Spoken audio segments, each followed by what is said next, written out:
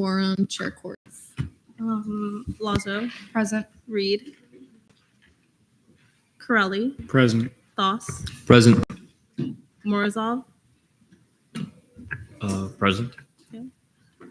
Lim, Present. Joliker, Present. Kringle, Sherman, Smith, Present. Trejo Hernandez, Present. Muratov, Present. Connolly, Present. Gumarov,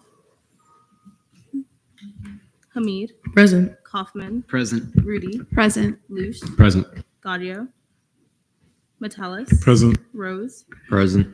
Ravi, Rickett, Chauhan, Escobar, Present. Naguib, Present. Wanjin, Johnson, Present. Patel, Weiderberg, Green, Present. Hendry, Present. Rubin, Present. Borges, Here. Alcuda, Present. Benesh, Condoloro, Present. Colazo, Present. Rodriguez, Present. Benwick, Present. Grosso, Present. Janadra, Present. Pullman, Present. Renda, Present. Richmond, Present. Shen, Present. Varela, Present. Vasquez, Present. Lipner, Morset. Present. 38 out of 51 quorum is verified. All right. Approval of the minutes. Everyone go ahead, take a look at last meeting's minutes. And is there a motion to approve last meeting's minutes? Any objections?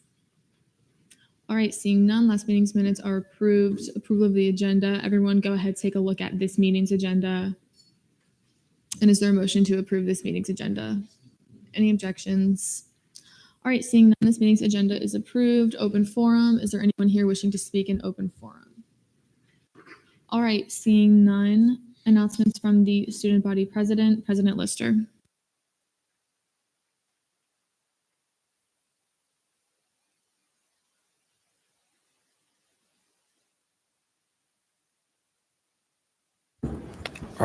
All right.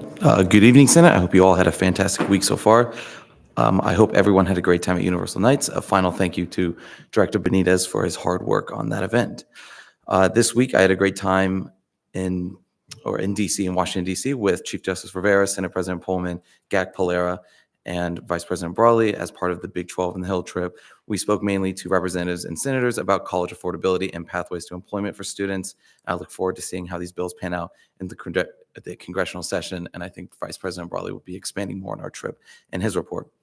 Also, thank you to Safety and Transportation Coordinator Lisman for hosting the Go Knights Right On event, and Sustainability and Innovation Coordinator Camarado for hosting another Green Assembly on Tuesday. This morning as well, myself and Safety and Transportation Coordinator Lisbon had a follow-up on the emergency training for faculty presentation, and it's in the final stage of development before being passed on to the next step. Thank you and have a great weekend. Any questions for President Lister? All right, seeing none, thank you. Thank you. All right, Weiderberg. President voting. Senator Weiderberg, present in voting, so noted at 7:11 p.m. Announcements from the student body vice president, Vice President Brawley.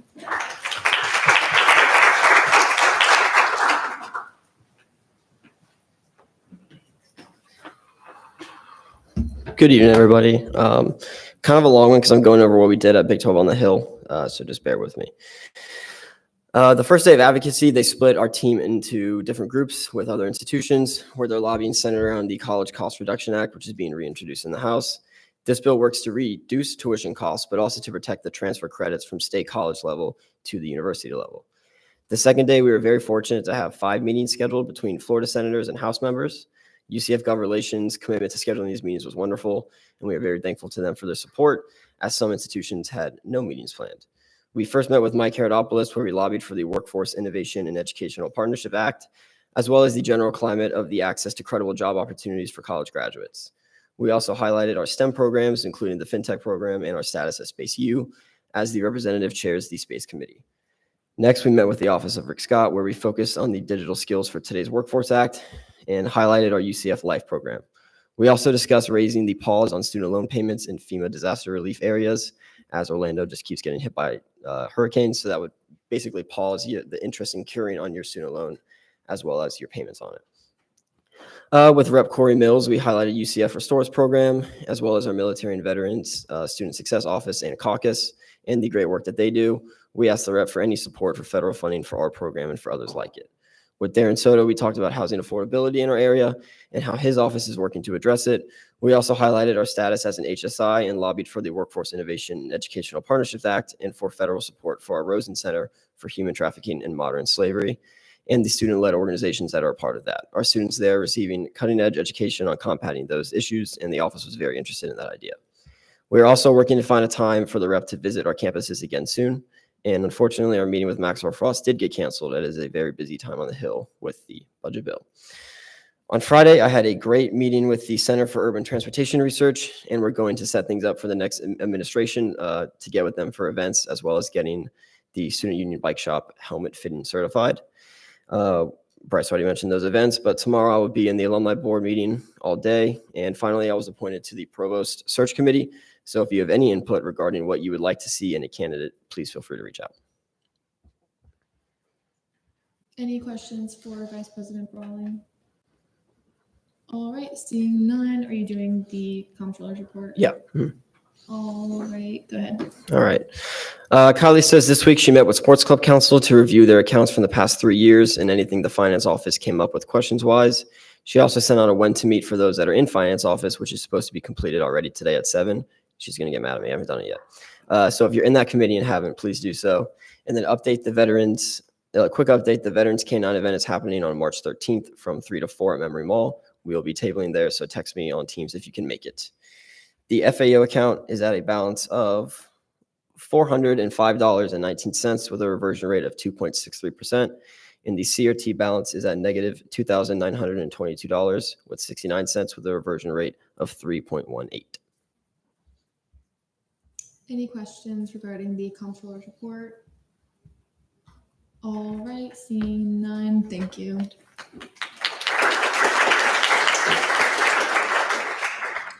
All right, Attorney General's report, AG Polera.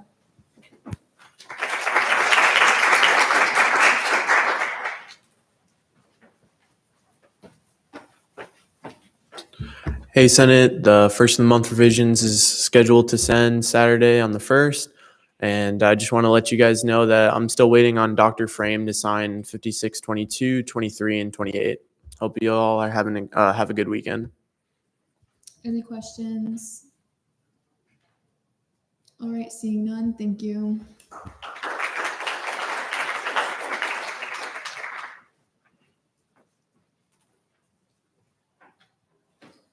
All right, Cabinet Forum, Chief of Staff Blanco, given by Director of Student Affairs Benitez.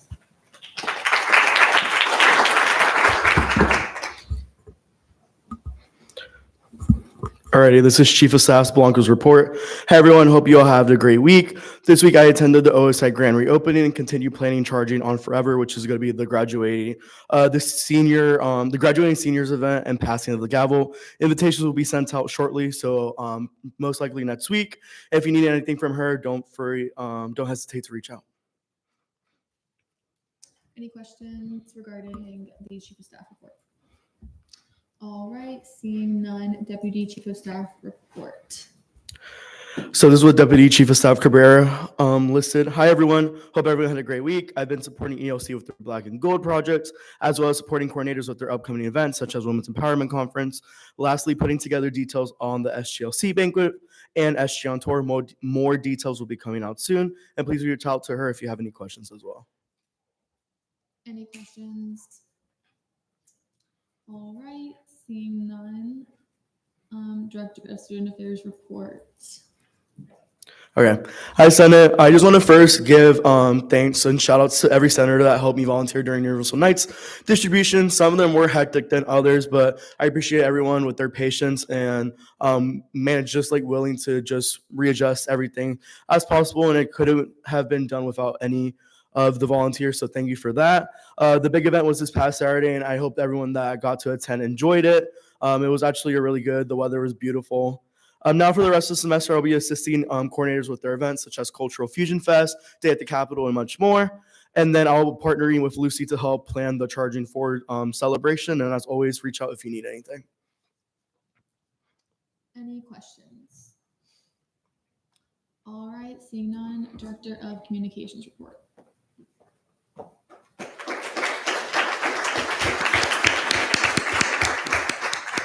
Sorry, I didn't see you were here.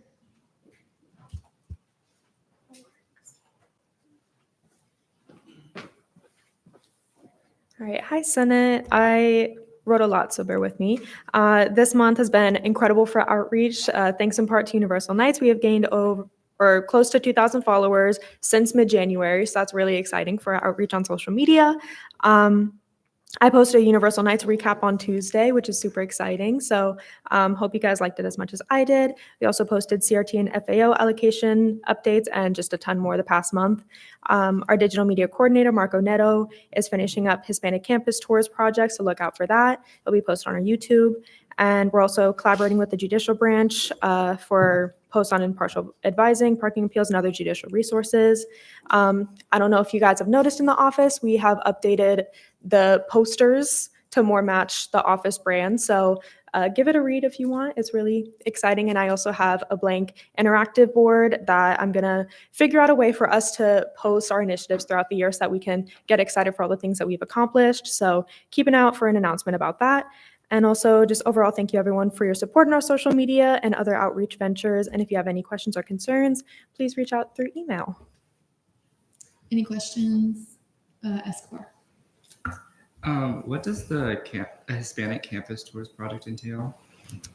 Yes, that is a project with Marco, so I'm not sure exactly all the details, but we are working with a representative with who's helping us make tours around campus, like a full, I think, 30-minute project that'll be split up into groups, a video tour around campus in Spanish and with Spanish captions. So that has been a long project that we've been working on, but it'll come out soon.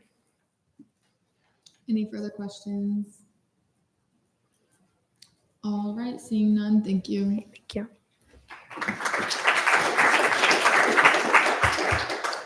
All right, announcements from the Chief Justice Rivera.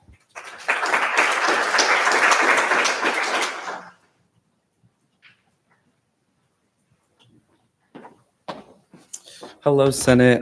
Great trip to DC, but VP Brawley got all of that. So I just received some concerns to speak about links and access to our parking appeal form. So I'm working with the team at Parking and Transportation Services to get that updated. But that's it from me. Any questions? All right, seeing none, thank you. Thank you.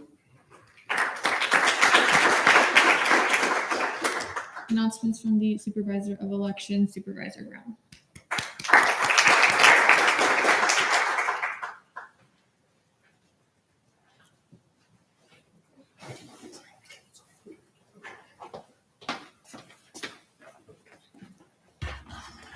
Okay. Hi guys. I'm Alicia, the assistant supervisor. If you didn't know, I just want to thank everyone. Just say thank you to all the senators that helped me out yesterday during the debate in the beginning for a little bit of the setup. I truly appreciate it. And then also appreciate all the work that you guys do as senators. So thank you all for what you do. And then also thank you for all the positive feedback that you've given Luke and I about yesterday. We really put a lot of effort into the event, and we hope that you all enjoyed.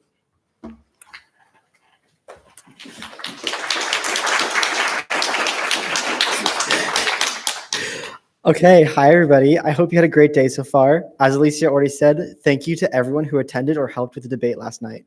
As many of you saw, we very quickly got to max capacity for the event and had to unfortunately turn away many students. Please keep in mind that all the planning in this event was based initially off our usual number of tickets, candidates, and student interest. By the time we were aware of the number of candidates and student interest, it was far too late in the planning process for this to be changed. I encourage anyone who ends up being reelected to take note of how this event went when considering next year's ANSF budget. As a reminder, next week, we have the Candidate Expo at Memory Mall at 5 p.m. I hope to see you all there, even if you aren't a candidate. Also, I'd like to remind you all, students that this Senate election is competitive this year. Even if your college isn't competitive on the ballot naturally, there is still extremely high likelihood you may lose to a write-in candidate if you do not choose to campaign. Please be sure to campaign if you actually want these positions. Your commissioners are here to help you by reviewing your materials and other stuff like that. Finally, on a court note, thank you to everyone who attended the OSI grand reopening. Knights of the Round Table also has the upcoming Impact Awards. This is a major event designed to recognize and appreciate RSO and agency contributions across campus. As student leaders who work directly with RSOs, I highly encourage you all to recommend RSOs for some of these awards. I have them all listed there. If you have questions about them, feel free to ask. Any questions? All right, seeing none, thank you.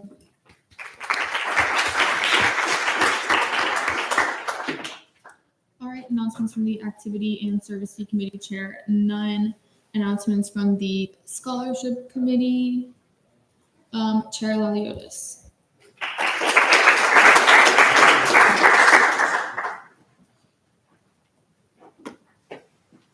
Hi, everyone. Just wanted to let you know that student government scholarships are open as of now. They will be closing on March 9th, and I encourage you all to apply. We are on track to disperse all of our funds for this year, so I'm super excited. Any questions? All right, seeing none, thank you. All right, caucus reports, APIA Chair Lim. Hi, everyone. Hope you guys are having a great day so far. We met this week to discuss preparations for the AAPI Market Day, which will be held on April 4th. We'll be working with MSC and APAC to plan this event. I will be meeting with them next week on Monday to discuss details. Thanks, everyone. Any questions? All right, seeing none, Black Caucus Chair Metalis. Good evening, everyone, and happy Showcase Day. Today, Black Caucus hosted the Black Business Showcase, which was a huge success. Dozens of vendors and RSOs were able to table and present their items and organizations to students. The music was great. Shout out to DJ Quartz. And many business owners expressed their gratitude for the event. Thank you to my caucus members, SGLCers, and our fraternity, Sigma Lambda Beta International Fraternity Incorporated, for all of your help in hosting this amazing event. Black Caucus will be meeting tomorrow, but we will now be meeting bi-weekly starting tomorrow, same time and same place. Black History Month is not over yet, and we are still hosting Food Truck Fridays. Stop by our last Food Truck Friday event tomorrow, and that's all from me. Thanks, guys, and happy Black History Month. Any questions? All right, seeing none, and let's give Chair Metalis and the Black Caucus a hand of applause for their events today.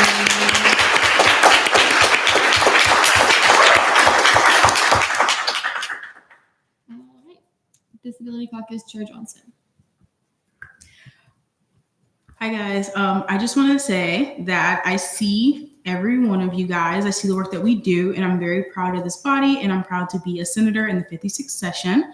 Additionally, I'm writing a proclamation denouncing Florida's involvement in the Texas v. Becerra lawsuit, which is attacking Section 504 of the ADA. Tomorrow, the caucus will be reviewing the proclamation that I wrote to see if they want to sponsor it. So if you want to stop by, please feel free. And we meet bi-weekly every Friday at noon in the SG conference room. Any questions? All right, seeing none, Latin Hispanic Caucus Chair Escobar. Good evening, everyone. Last week, the caucus discussed and worked on proclamations and initiatives. Senator Smith wrote a very well-written proclamation that we will hopefully be seeing soon. That is in collaboration with all the other caucuses. Next week, on Friday, March 7th at 6 p.m., we will be hosting our salsa night with Curso Caribe, and where a representative will come in and teach us bachata. This will be in Student Union Room 221. And then on March 26th will be the Afro-Latino Leadership Panel in collaboration with the Black Caucus. If there are any requests for specific panelists you want to see, please let us know, as there are a few spots left on the panel. Also, I'm happy to announce that the caucus meeting time has changed from Friday morning to Wednesdays at 2 p.m. starting next week.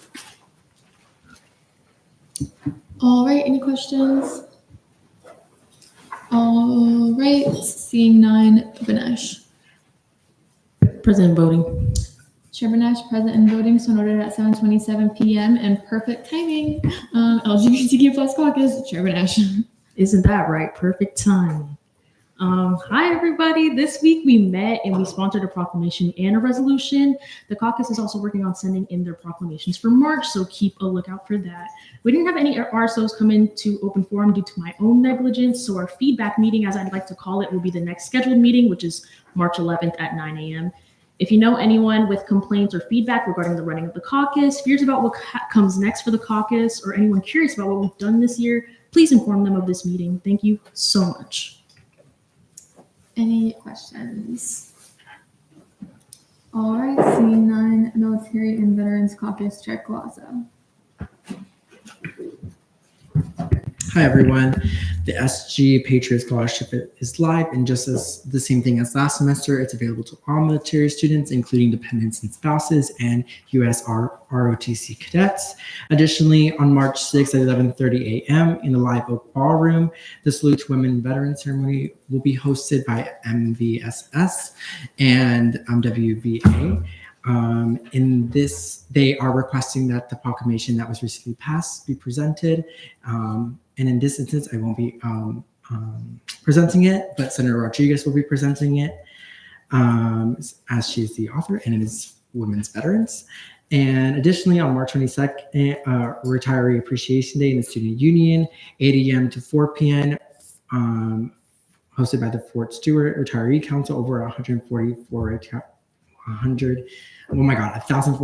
retirees have RSVP'd, and UCF ROTC will be involved. Additionally, the caucus did mention, the director came to us about the new plan in this November regarding Veterans Day, and how this time around, instead of doing a ceremony, we will probably most likely be hosting a breakfast for all the veteran faculty here on campus. There is roughly 250 of them. So we're going to use that opportunity in that time to give them thanks and with a little bit of breakfast. Any questions for Chair Collazo? All right, seeing none, Women's Caucus, Chair Lazo. Not much from me, just waiting on a couple of other approvals, but Women's History Month does start this Saturday, so listen to women. Any questions? All right, seeing none, Arab Ad Hoc Caucus, Chair Alcurta. Hello, Senate. Our next meeting will be this Tuesday, March 4th at 12:30.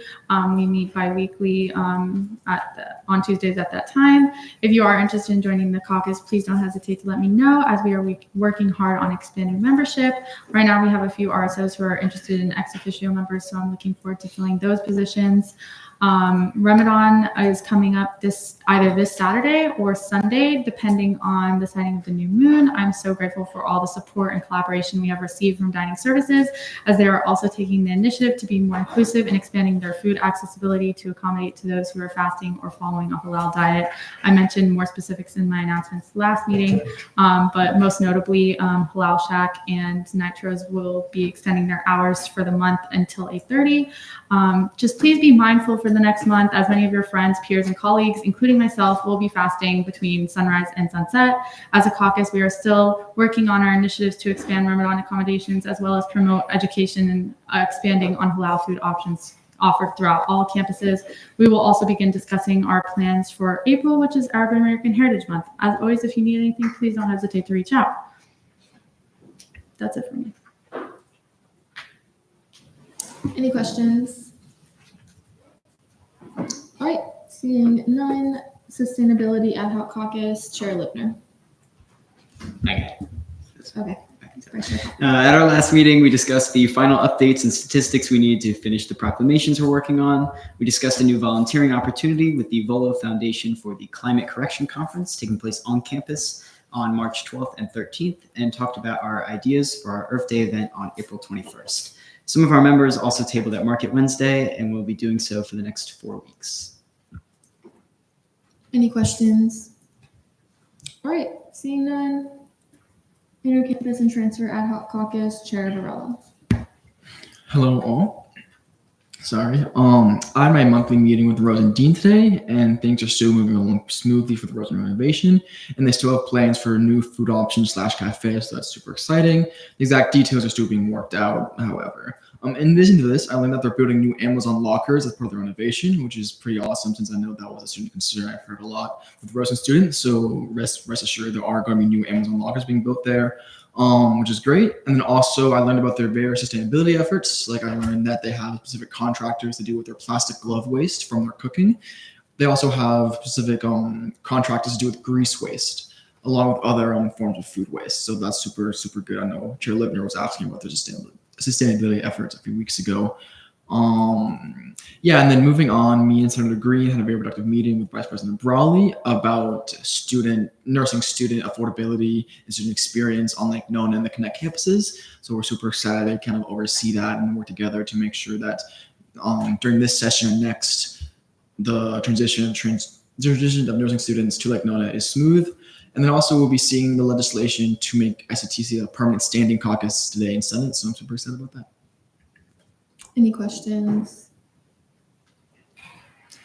All right, seeing none, announcements from the Senate President. All right, hi everyone. Just a couple things from me. So this past weekend from Sunday through yesterday, we attended Big 12 on the Hill. It was a great experience. If anyone has the opportunity through any organization to advocate on that level, I highly recommend it. The first day, Vice President Brawley dove in more intricately, but so I'll just kind of briefly go over if anyone has any questions, I'm happy to answer. But yeah, the first day we kind of were mixed up through the Big 12 schools, and through that, that was really interesting because in meetings, and I mentioned this in exec, but in meetings with other Florida schools, we're very similar, do the same things, but maybe just through different avenues. But talking with other schools from other states with different state laws and ways that they fund what is their ANSF is completely different, really interesting to hear about. I think, I forget what university it was, but one school has like 5 student body presidents or something like that. And then another school has 3. It's just really interesting how other student governments work and how they operate. So hearing about that, and then also how it still relates as a unit on a federal level, because we were advocating for the same things, even though we come from different areas. That was really interesting. And then the second day we were back together advocating more, talking about UCF and the state of Florida, because we're the only Florida school in the Big 12. But yeah, great opportunity. Yeah. Oh yeah, okay, so Senate merch, I just ordered some new stuff, and that's going to be it for the rest of the semester, for the rest of the session. So just be mindful when you're taking the merch, because what we have in the office now is what we have for the rest of the session. I ordered more of those little like sticky pads, like little notepads with little sticky notes in them, and then some clips, some like magnetic clips. So yeah, just be mindful when you're taking merch and things like that. Another transition idea that I just thought of, because this pertains to caucus chairs as well as committee chairs. If you're trying to get like ideas of, transition binder material, I would suggest, and I may have already talked about this and you might already be doing this, but some sort of like anonymous Dropbox that you can just put in your committee or caucus announcements every week, just to get some more input from your members. I think is a good idea, and a way to just do it anonymously, just so that there's an avenue for that. Resignations, I hereby resign Malakaman Robbie, and then the anonymous Dropbox. As always, are there any questions for myself? Green. Yeah, so in your dealings with other student governments from around the country, like did you guys find a student government that uses like a parliamentary system instead? Because that would be interesting in the US. I don't think so. I'm seeing Bryce shaking his head. Yeah, I don't think so. There was one that had a Senate and an assembly. So we had, bicameral? Bicameral. Yeah, I don't know how that was. I think that was University of Utah. I don't know. Yeah, I don't know how that works. But it's interesting though, because on that point, it's like it all for them, like that's their normal, and like it works for them, But yeah, really interesting types of government, Varela. Upon meeting Houston University, did you reaffirm that we are in fact Space U, not them? I actually didn't speak to any of them, but I think they know. Courts. Did you meet WVU? WVU? Student government? No, we didn't. We didn't really talk to them either. Yeah. Joliker. Based on your interactions with the other university student governments, what were your main takeaways as far as what some might be doing better than us or others? Certain inefficiencies that you've noticed upon your observation? That's a good question. We did have like limited conversation about actual like student government structures.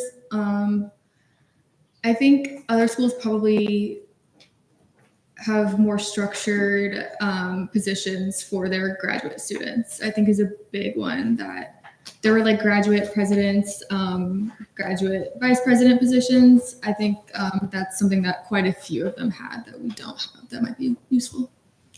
Any further questions? All right, seeing none, internal legislative assistant report, Ayale Akuda. Hello again, Senate. This week, Chair Hamid and Dila Collazo presented during SLC to provide insight on writing legislation to SLC members. For SLC's final project, members will be drafting their own legislation, which they will present for review during our meeting on March 10th. Hopefully, all those who are serving as mentors have established a connection to their mentee and vice versa. I expect all mentors to provide their insight and support to their mentees as they draft their first piece of legislation. Additionally, SGLC banquet is planned for Friday, April 4th. Lastly, I just wanted to thank all senators who have been coming to the SLC meetings and supporting center operation and procedure education. As always, if you need anything, please don't hesitate to reach out. Any questions? All right, seeing none, external legislative assistant report, ELA Richmond. Oh, sorry. Good evening. I have a concussion, so I know a lot of people have been reaching out about stuff. I'm only responding today. I'm not going to lie. I've been trying to cut back screen time because shut up the doctors. I'm actually listening this time. Go to your dean meetings, but also don't reach out to your dean unless you run it by me, just because deans can get annoyed by the overhaul of like you reaching out. It can just come off as unprofessional. And then courtesy to copy me and check in with me before meeting with the reporters. That goes for everything, just so we can have a coherent image in the eyes of the media.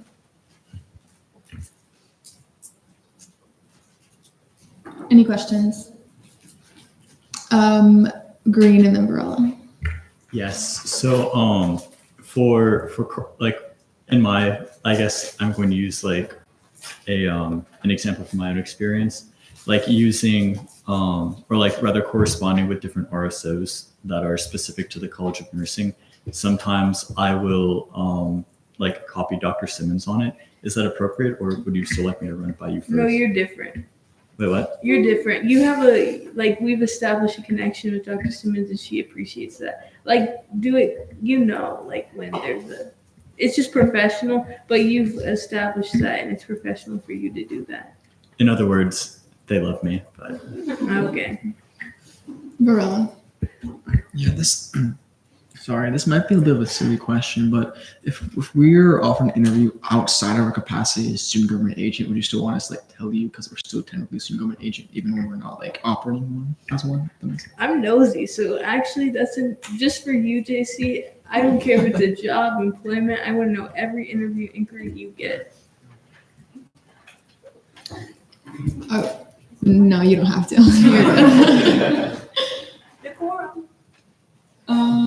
Okay.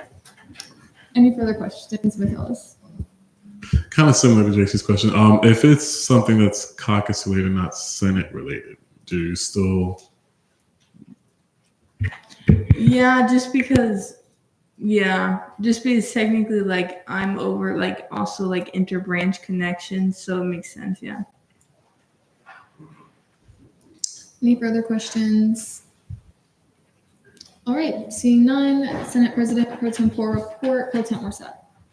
Hello, everyone. I know I've been talking about the high school days for the longest time, and I finally got the invitation for them today.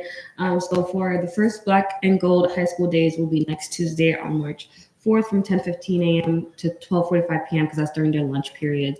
And then the other 2 days are also coming up are on there as well. So if you're interested in attending at all, please let me know, like, in the next 15 minutes, because I have to RSVP by tonight and I got the email this morning. So just please let me know if you want to attend. They are providing transportation for the first 20 students that are interested in transportation. So if you're interested, let me know as well. I'll be driving there. So if you just want to, carpool with me, I'll also do that as well. But yeah, the Black and Gold Days are really just to give more exposure to high school students. These schools are Title I high schools, predominantly Black as well. So it kind of just gives them more exposure to collegiate life and experience and some resources that they might not have been privy to beforehand. So just let me know if you can attend. And then also still wanting to plan kind of like an open house efficiency forum for the whole Senate, so we can provide ideas for next session, see how we can advance on this session, and kind of just push the agenda legislative branch forward in the coming year. And then finally, the Center of the Month form for February is posted and linked there, so fill it out so we can announce them hopefully next week or two during March. Any questions? Escobar? I can't access the form. Embarrassing. I'll fix it. Any further questions? All right, seeing none, Deputy Pro Tempore of Legislative Affairs report, De La Colazo. Hi. Wow. Hi, everyone. So I did attend SLC, and that presentation that I presented, Writing Measures, is accessible to you all. I put it in the Senate channels today, and please use it as a resource. I did attend the OSI reopening with the Pro Tempore. It's really great to see the agencies having their new cubicles and their new offices. It's really good space. It's no longer, I don't know, like if you've seen it prior, you would know it seemed a little bit closed off and just full of cubicles. Now there's like group seating and allows ourselves to meet in there and things like that. In regards to today's legislation, it's all internal legislation. Woo! Okay. First reading is 3 internal bills, so 2 resolutions and 2 proclamations, which again, those are just being remanded. Third reading, none. Second reading, 5 internal bills and 4 resolutions, so that's the business that we're seeing today. In terms of internal bill 5627, it has been vetoed by President Lister. And just a friendly reminder that under the Constitution, Article 2.05, subsection H, it requires a 2/3 majority vote of the student body senate. And currently in statutes and in the Constitution, there's no procedure, but I did see that it would be introduced as a motion in miscellaneous business. Any questions? All right, seeing none, Deputy Pro Tempore of Senate Relations report, Colazo. Hey everyone, please fill out this form for the challenge course. Even if you're not going, I need head count. It's gonna ask you, are you interested or you're not interested? If you just click no, it'll just basically submit the form for you. I just need a head count so I can submit that to RWC. If you are interested in going, it has a couple rules there and a form that I would need you to fill out. So go ahead and get that done. Also, I know it's not Senator shoutouts, but I want every senator here to know that I appreciate the work you do for whether it be funding, initiatives, any meetings with administration or PD. I want you all to know that I'm appreciating the work you do and I'm acknowledging it. And I'm happy that you guys are trying to make the campus a better place. It can be kind of frustrating when that work gets a little bit overlooked. So I want you guys to feel appreciated, even if it's not Senator shoutouts or Senator of the Month. Any questions? All right, seeing none. Old business, none. Fiscal committee caucus time, none. Fiscal committee reports, CRT committee, Vice Chair Shen. Fortunately, Adam is not here tonight, but I will be speaking for him. We did not meet this week, but we will convene at some point during the rest of the session to discuss the future and then if we possibly receive some significant reversions. Any questions? Varela. Wish Adam was here because he probably knows better than anyone here because he's like Mr. CRT. But in your knowledge, does CRT have any like special guidelines for allocations for international students or for international travel? Yes, when students, for international students and for international travel, you're going to get a little bit more money if you're going out of the country, and then international students, in pertaining to them receiving any allocations, they have to go for UCF Global. Go ahead. But there's nothing in terms of like timelines for like when they're allowed to be allocated, like how far out the trip has to be. As I'm aware, it is going to be the same. But I would reach out to Adam to make sure, just to double check. Any further questions? All right, seeing none. FAO Committee Chair Kaufman. Hello, we didn't meet this week, but I started having conversations with people about potential updates to Title VIII. Any questions? All right, seeing none. ORS Committee Chair Rose. Last week we did 4 post-funding reviews, and each of them ended up with a sanction. Any questions? All right, seeing none. Fiscal legislation, none. Internal committee reports, ENA Committee Chair Escobar.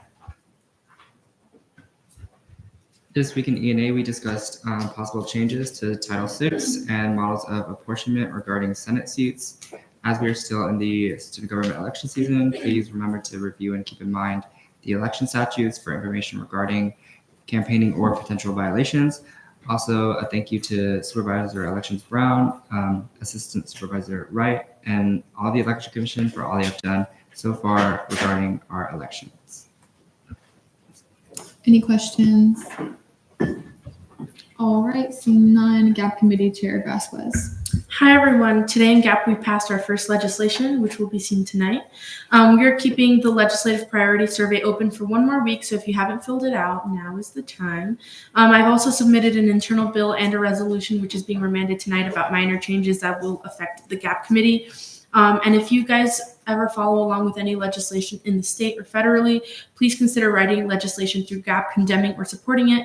We're actively working on the flag bill, immigration bills, disability and accessibility bills, and housing and security bills. So let us know if you guys have any concerns about those. Any questions? All right, seeing none. LJR Committee Chair Courts. Hi, Senate. We had a very busy day in LJR yesterday as we saw 5 bills, a resolution, 13 absences, and a blanket excuse. For internal bills, 5630 passed 4-1 to 1, 5631, 33, 34, and 35, 5-0 to 2. Resolution 5618, 5-0 to 1. And then for the absences, Borges, Chauhan, Gumarov, and Rudy approved 4-0 to 2. Weiderberg, Banesh, Patel, Karingal, Naguib, and Escobar approved 5-0 to 1. Whew. Gaudio approved 3-0 to 2. Richmond approved 4-1 to 1. Ravi denied 0-5 to 1. And then for blanket excuses, Rickett approved 4-1 to 1. We also submitted our whole committee Title III general updates, and we'll be seeing that on first reading next meeting.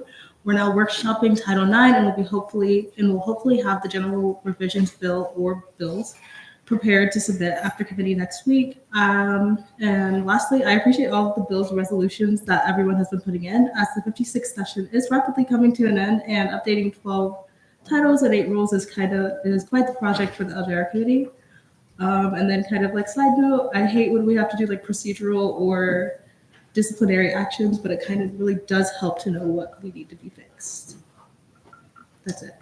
All right, any questions? All right, seeing none. SBA Committee Chair Hamid.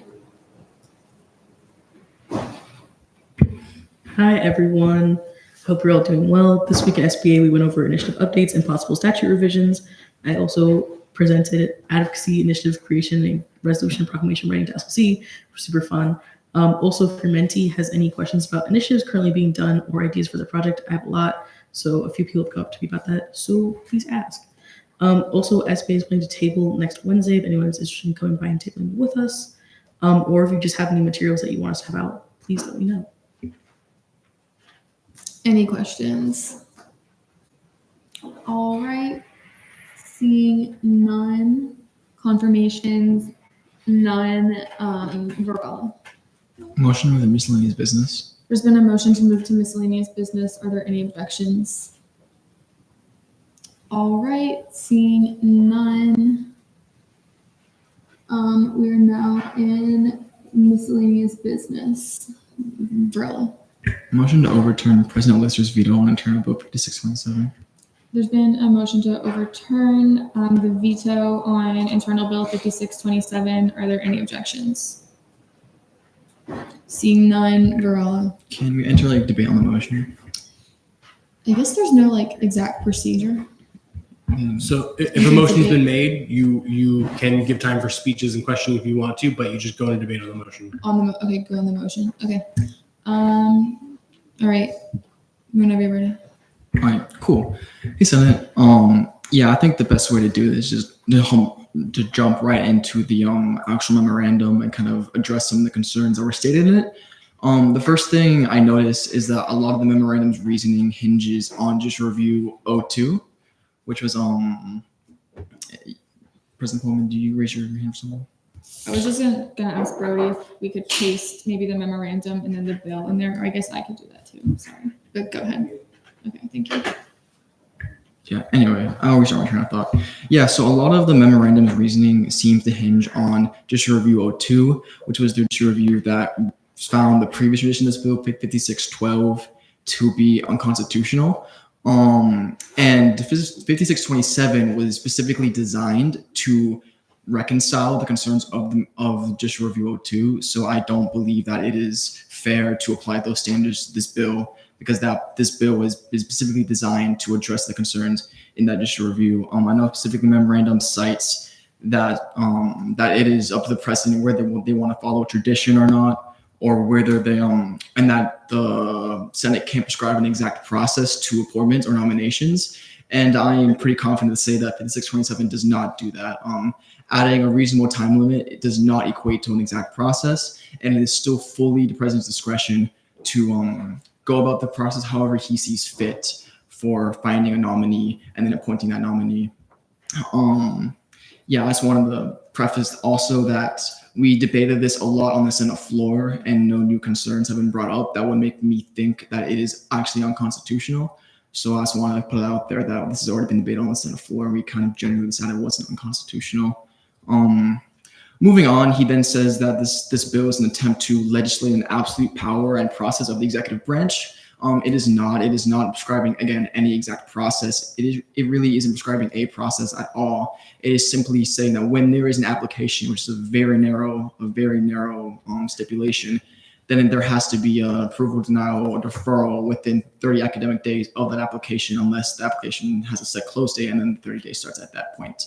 Again, this is a very, very narrow application. It is the president's decision whether he wants to have an application or not, and the ability to defer does not at all infringe on his absolute power, because again, like we've discussed in Senate in previous weeks, this does not have any effect on who he chooses or how he chooses it.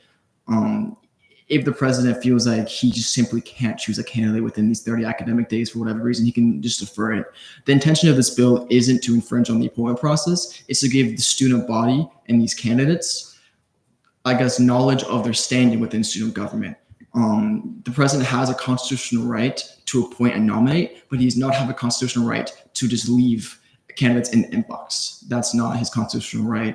And then there was issues in previous months that some of the new senators here might be able to affirm that some candidates weren't hearing back from their application for too long. So this bill is an attempt to remedy that.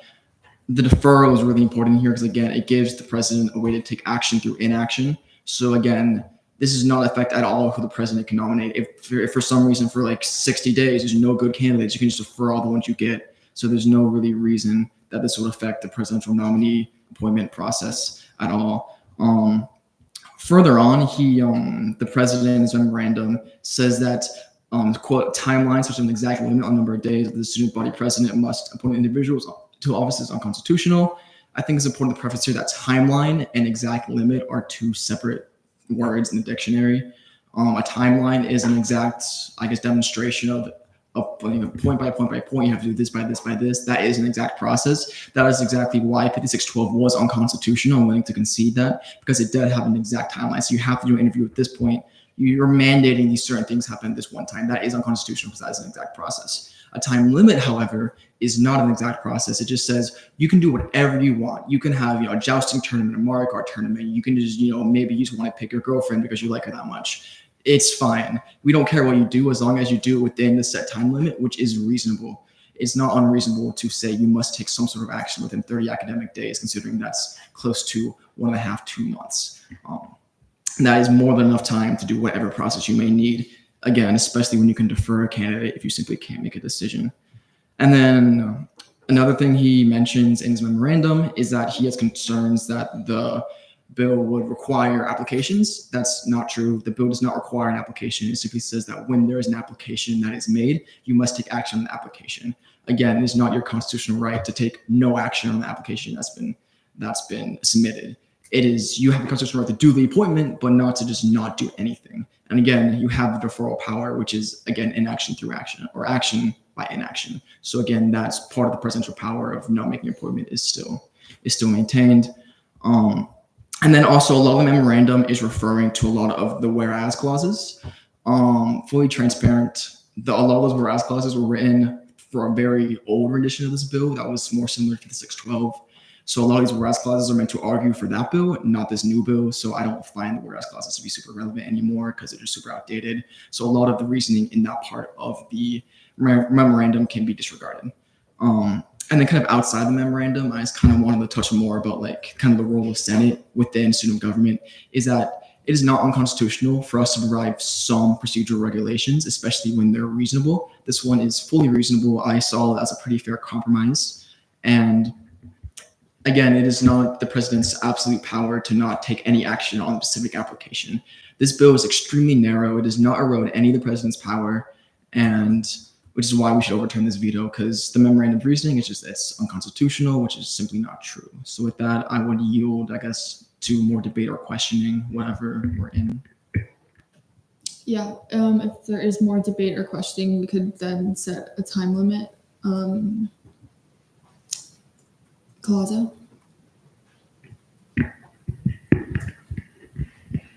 Motion for 10 minutes of questioning and 15 minutes of debate. All right, there's been a motion for 10 minutes of questioning and 15 minutes of debate. Are there any objections? Are there any objections to the motion? All right, seeing none, we're in 10 minutes of debate. What's your question then? Are we allowed to ask questions to the issuing party of the memorandum or only to the issuer of the veto? Like You could make a motion for a non-county member to speak with the approval of the body.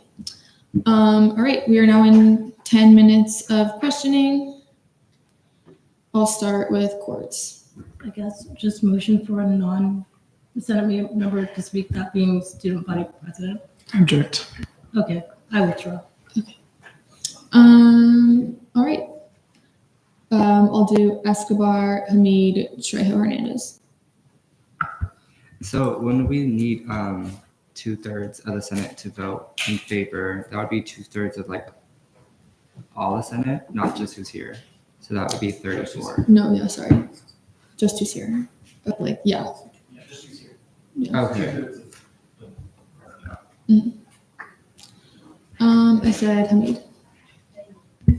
Am I allowed to ask why you objected to allowing the student body president to speak? Yeah, I just think that it's not becoming of our body or the student body president's office to enter a debate on the Senate floor. I just think that just for the sake of like appearances and decorum, I just think I don't want to kind of go down to the level of arguing in the middle of this for the Senate floor. It's also our decision as a Senate without outside influence. If we do end up overturning the veto and the president still has objections, there are other avenues for him to go down if he is so passionate about that. But I just wanted to limit, any sort of decorum issues or any sort of arguments that would kind of tear both our high standing offices down. Trejo, Hernandez. I'm just gonna ask, what is the number to for today, for 2/3? 2/3, because it's 26, I believe, from the math I did. Can I just to clarify, what will be required is twice as many yeses as nos. If twice as many people vote yes than vote no, then that is the 2/3 and you're good to go. Thank you. All right, Richmond. Do you think this is more of a judicial question to kind of say what's unconstitutional, what's constitutional? I think they are at the very end, the kind of I guess chief authority. But But I think it is the role of all our student government servants or public servants within members of student government to interpret what we think the Constitution is, right? The president is in full authority to say this is unconstitutional because I think so, right? But it's not the chief authority. If his interpretation of the Constitution is different than mine, that's okay. We can take that issue to the judicial and for resolution. But as student government agents, as citizens, even in the United States, we interpret the Constitution given history, precedent, opinions already issued like JR02, and just the overall tradition of the United States. Benwick and then Rodriguez. To kind of anyone who can answer, do we know the quickest or longest a senator has been waiting in this session to hear back from the executive office? I know in my experience, it took about 3 weeks to hear back, and it took a month and a half until I was sitting in Senate. Colasso. In my time as CNA vice chair, the longest was 3 months. All right, Rodriguez, or do you have a follow-up? Sorry. No, I wouldn't call All right, Rodriguez. Okay, so just like, sorry, I can't really see you, but just like a little question. I understand like keeping like decorum and stuff, but wouldn't being able to hear both sides of the argument be better for us to make a decision? It is overall the same decision whether they want debate an objection or not. But it is my interpretation of the way our student government works that overdoing a veto is our jurisdiction. It should be a decision that we make within ourselves with no outside influence. The president had the opportunity to use his reasoning during the memorandum, so I think that is the reason we're given, and we shouldn't decide to overturn the veto or not through any outside pressure or influence or opinion. It is the Senate's duty, and we would debate amongst ourselves to overturn this veto or not. Morissette. One question. In the instance that a that the president or their designee doesn't have the application process for senators just during their term, how would 5627 go into effect, since it describes that they would have to be approved or denied within 30 days of the application? So if I interpret your question right, it's that what happens if there's no application? So yeah, I also want to preface that this bill applies to every position that's appointed, not just senators, because that was an issue brought up in JR02 that has been now amended. Yeah, but this bill wouldn't have any effect on any sort of like appointment if there's no application. I would assume that ENA and Senate will take issue if there's no application, because like that could be an infringement of like democracy. But I think that yeah, it's the president's decision, his absolute power even, to say, hey, do I want an application or not? He doesn't have to have it. If there's no application, this bill doesn't force him to, and this bill won't take effect because the 30 days only happens through applications. All right, Corelli. Would you be worried that if this gets overturned tonight, the judicial branch would just step in and declare the bill unconstitutional anyway? So they can't just step in. There would have to be a whole judicial review process like what happened the first time. And I'm fully confident this bill is constitutional, so I'll be very happy to go present that argument from the Judicial Council if it comes to that. All right, Hamid and then Benwick. What does your bill define an application to be? I would just say the normal dictionary definition, which is there's a position that's open like on Night Connect, say, or whatever application software, or even a paper application, word of mouth that you want to do. And then you would just simply say, hey, I want this job. Here is whatever stipulations, like major, name, proposal, whatever is in the application. And then when that is submitted, press submit button in the inbox of whoever you're applying with. That application has been sent. The 30 days starts then. All right, about 4 minutes remaining. Benwick. May I direct a question to President Lister? You object. Okay. Okay. Grossoff. Okay. Any further questions? Hamid. Move to debate. There's been a motion to move to debate. Are there any objections?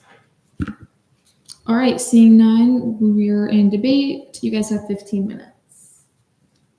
Okay, I'll start. Lazo, Benesh, Benwick. I'm going to try and keep this concise because I have a feeling this is going to be a pretty popular debate topic. But I'm looking at the memorandum right now, and I'm still not seeing anything that concretely defines anything as constitutional. Even when referring to the judicial review or the memorandum itself, there's really nothing that defines its unconstitutionality. I feel it's more of a perceived threat to their constitutionality, but unfortunately, due to checks and balances, that is our job as Senate. Our job and our duty is to the fairness of the student body. And while I appreciate that since that first bill has gone into effect and then was reviewed by judicial, they've now sped up the process. I still think that for the sake of tradition, as I stated in the memorandum, I don't want to set up a tradition where it's okay for an application to be sitting for 3 months or 4 months or however many months it is. If it's the president or their designee's job to look at that application or to look at whatever method they use for appointment, it's their job to do it in as speediest and as fair and respectful of a manner as possible. It is entirely disrespectful that we've ever had someone wait more than a month or two for their application to even be seen. So I highly encourage you all to turn over this veto. It is our constitutional duty not only to overturn it, but it's our constitutional right to be able to overturn it, but it's also our constitutional duty to make sure that our student body is getting the most fair respect from student government, especially from the executive. Ganesh. Yeah, Lazo basically said everything I wanted to say. I'll be voting in favor of the overturn. It just seems like in this memorandum, it's referring to the old bill a lot, and we've made a lot of quick fixes and remedies to the issues that they had presented in that judicial review. So I believe we've remedied everything. I don't believe it's constitutional. And like Lazo said, why should we leave somebody who's maybe great and extremely qualified just waiting in limbo for 3, 4, maybe even like a whole semester's worth? You know what I'm saying? So I'm voting in favor, and I encourage you guys to do the same. Ben, Yeah, y'all kind of ate that up. So I'm just going to say move to vote. do you withdraw? No. All right. You have 2 minutes whenever you're ready, Dila Clazo. I think we've heard, affirmations as to why 2/3 majority, but we haven't heard negation speeches in regards to debate. I withdraw. Okay, Dila Clazo. So, throughout the legislative process of this bill, I wasn't in favor for it because I too share the same sentiments as the student body president. I believe the Judicial Council's opinion has been very clear into what we can and cannot do. I did express these sentiments to Vice Chair Valera. I think we as Senate can outline the process and how we see presidential appointments, right? We mandate that those appointments be seen by ENA first and then the Senate body. We request materials and we request, resumes and proposals and goal sheets and things like that. That's within our purview because we advise and consent. And I think with this bill, we're essentially starting the advising and consenting process before the individual is even appointed. Yes, this is the responsibility of the student body president. And yes, as vice chair, I was extremely frustrated, especially myself and Chair DeCara were very frustrated with the fact that we were receiving emails that they haven't heard back. Are they even being considered and things like that? So I understand that part. However, that's not within our power, right? That's the president's power. And also just to, give a real world example, how many of you have been ghosted when applying for jobs? Because I know I have. Unfortunately, it's not a right to hear back. It's a privilege to hear back, right? Whether you are a qualified candidate or not. I know, we're students and we're trying to ensure that students are able to act as leaders here. However, this is a prerogative given to the president by the Constitution. And we already have the power to check on those appointments. So I will be voting not to overturn the president's veto. I do think that he is acting within his scope of his duties and responsibilities. And I do believe if we overturn this, that it will be seen by the Judicial Council. Even it can be brought up by President Lister himself again or by the Chief Justice. So, and I think at this point, the Judicial Council is aware of this process and they're allowing for this process to go through. Because, we also shared the concern of why are we judicially reviewing a case and placing an injunction on a bill that hasn't even been enacted yet, right? So I think they're allowing for this process to flow through and see what we do. But I am confident that if we overturn this bill today, that it will be seen again through judicial review, and the council will once again rule this bill unconstitutional.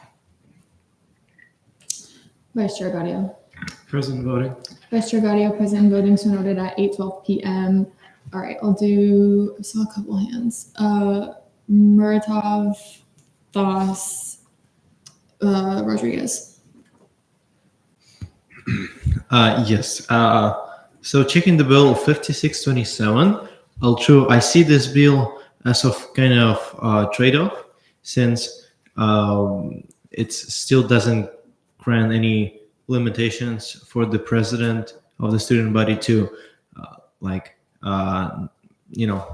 answer yes or no. He can still defer students, but at least students would have any type of email.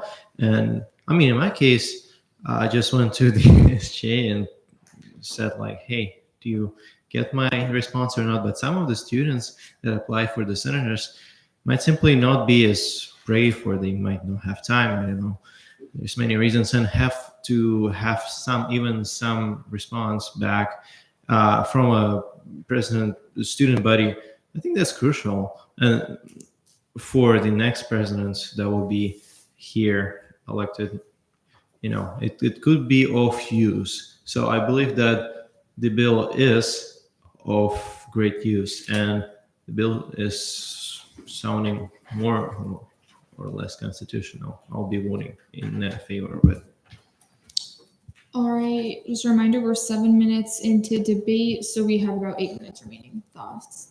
All right, hello. I just want to give my own anecdotal account on the timeline for my process getting into Senate, just so people can have a more recent, example. So on September 20th of 2024, I applied. On October 17th, I received an email saying I will be appointed.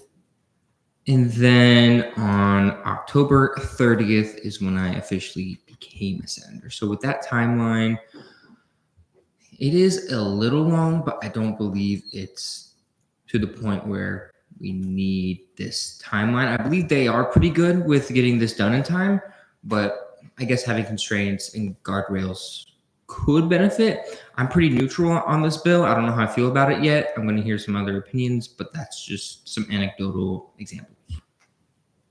Rodriguez. All right, so I agree with Dileg Colazo because we vote on the president for a reason. We give him the position for the reason that we trust him.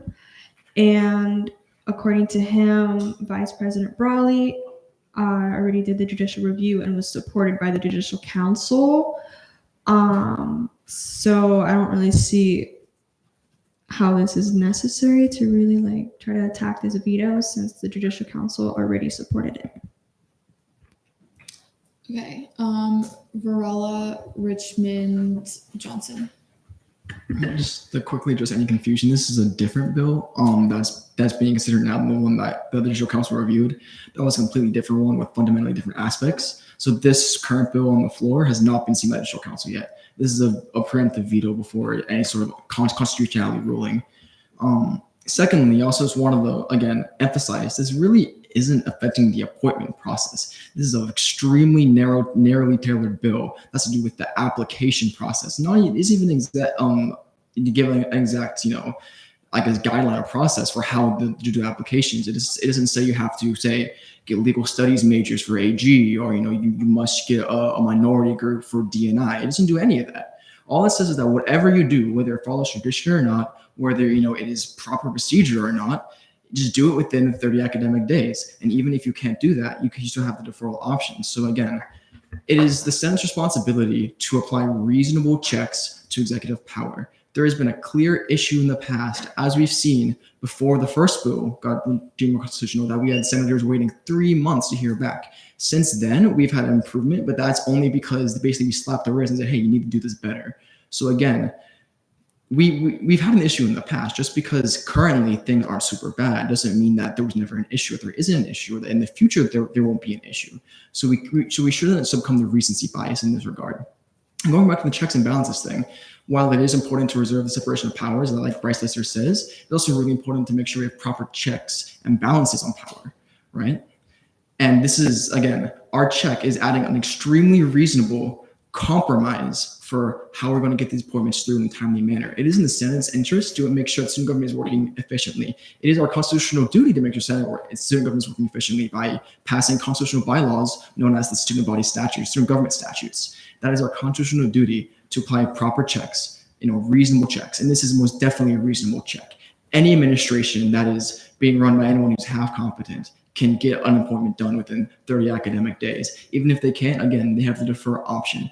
So this is an extremely reasonable check on executive power and is not unconstitutional because it is our duty to do that. All right, about 4 minutes remaining. As said, Richmond. Okay, really quick because I know there's a lot of hands up. I kind of echo what Chair Collazo, D-Like Collazo said. The last bill was was ruled by Judicial Council 14-0.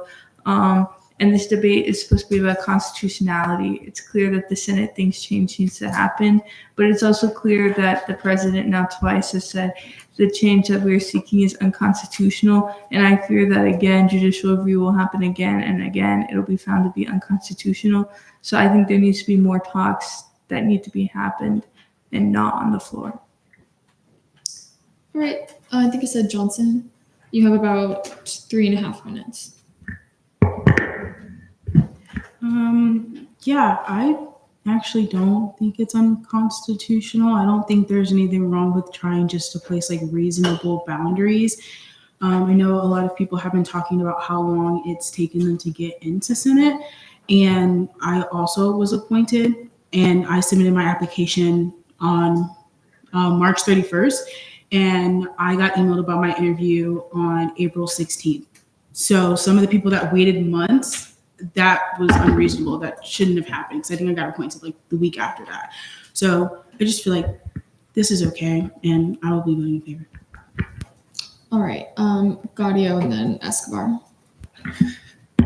I'm noticing a lot of speech from other people on the floor concerning, I think that this is a good idea. I think that, we could use this, and then just kind of, oh yeah, it's also constitutional because, we should be doing this. That is not how this works. The Constitution triumphs over all. I believe the Judicial Council was very explicit with what they said. And even by proposing the ability to defer a decision, you are still forcing them to take an action in them deciding they want to take in action, if that makes sense. And so I highly suggest that you base your votes not upon whether or not it is a good idea, whether or not it would be good for maintaining expedient appointments, but do we have the authority according to the text of the documents to do this? All right, Escobar, about 1.5 minutes remaining. As for constitutionality, we had the discussion when passing the bill in the Senate, whether we believed it was constitutional or not. I personally think it is not treading the line, but it is I don't believe it crosses the line of unconstitutionality. I think it still remains constitutional in that it still allows for the president to not to at least notify the candidate. I applied at the beginning of the year in August and wasn't confirmed until October 30th. So I didn't hear back for months. And and that was kind of my first impression of student government. Was like, oh, like where's my like acknowledgement or like even like hearing back about it. So I'll be voting in favor just because I do believe the bill that we passed in this chamber was constitutional. All right, debate time has elapsed, so I'll take a motion. Lazo, Motion to expand debate or to extend debate time by 5 minutes. there's been a motion to extend debate time by 5 minutes. Are there any objections? I object. I object. Do you withdraw? I do not withdraw. All right, let me get my timer.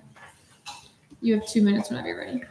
Well, firstly, my personal reason for not wanting for having more debate time is that I have an extremely important question that I don't think anyone's asked the chair yet, and the introducer of this bill that would add some light onto this decision. And then secondly, there's still a bunch of hands raised. There's still a bunch of arguments that need to be made, and I just want to give more senators the ability to advocate for that. Okay, there's a couple objections that we never. Who was the first one? Who was the first one? Gotti was the first one?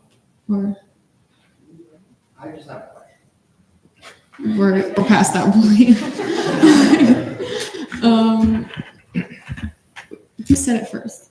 You said it first? Okay, so you have 2 minutes whenever you're ready. I mean, you know, everyone wants their voices to be heard. Everyone has something to say, but at the end of the day, I believe we have had enough time to discuss this bill. Even coming in partway through, like I did, I still believe I've heard enough of both sides of the argument.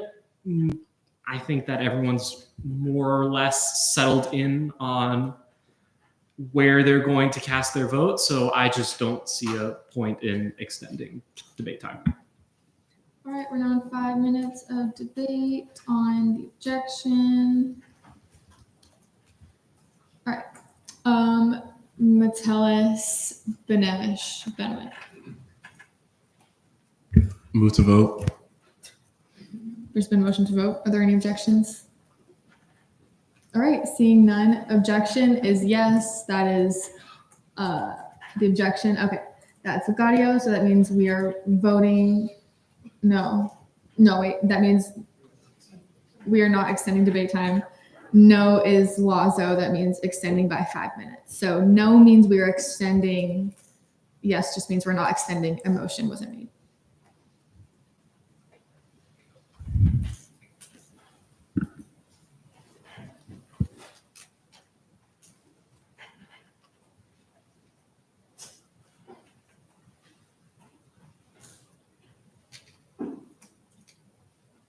All right, with a vote count of 13 to 26 to 1, we have 5 minutes remaining.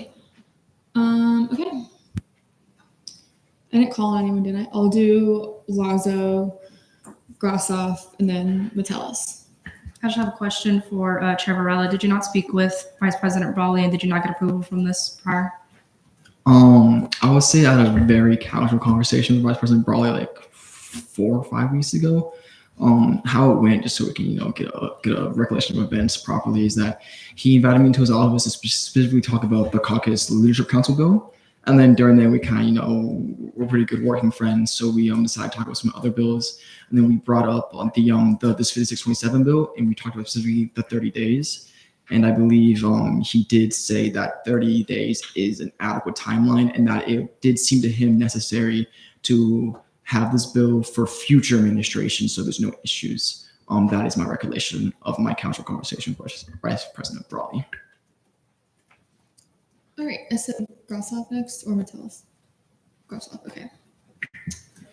Okay, so I will be voting to overturn the veto, and I think that's because the memorandum is a misinterpretation of what the bill really states.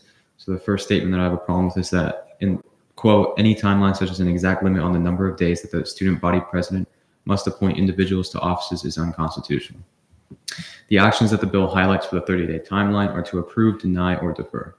I believe this wording encompasses every single possible action that the president can take, whether or not this bill is passed, including the action of taking no action at all, which is to defer.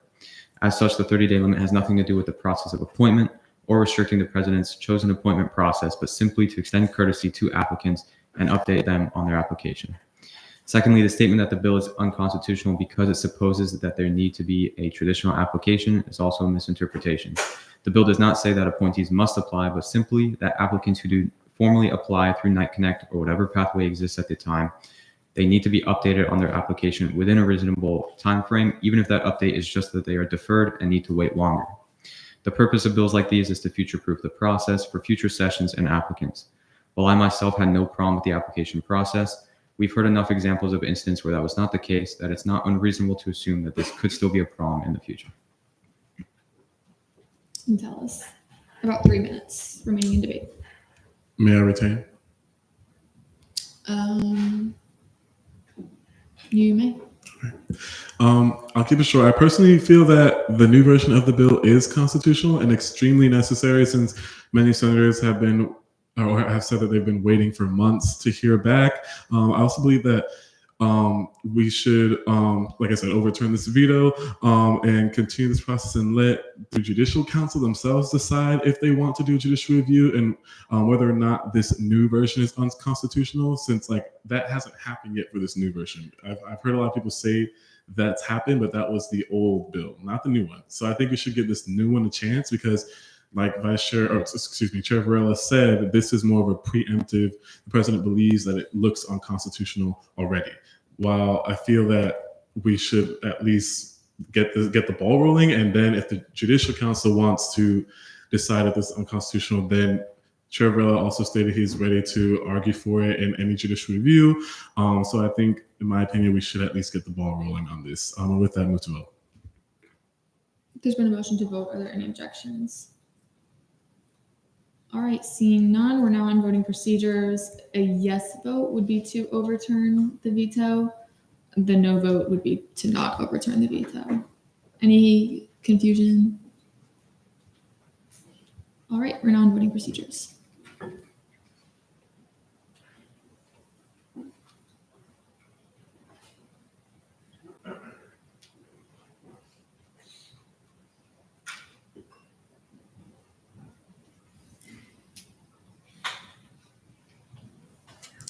All right, with a vote count of 30 to 10 to 0, the veto is overturned.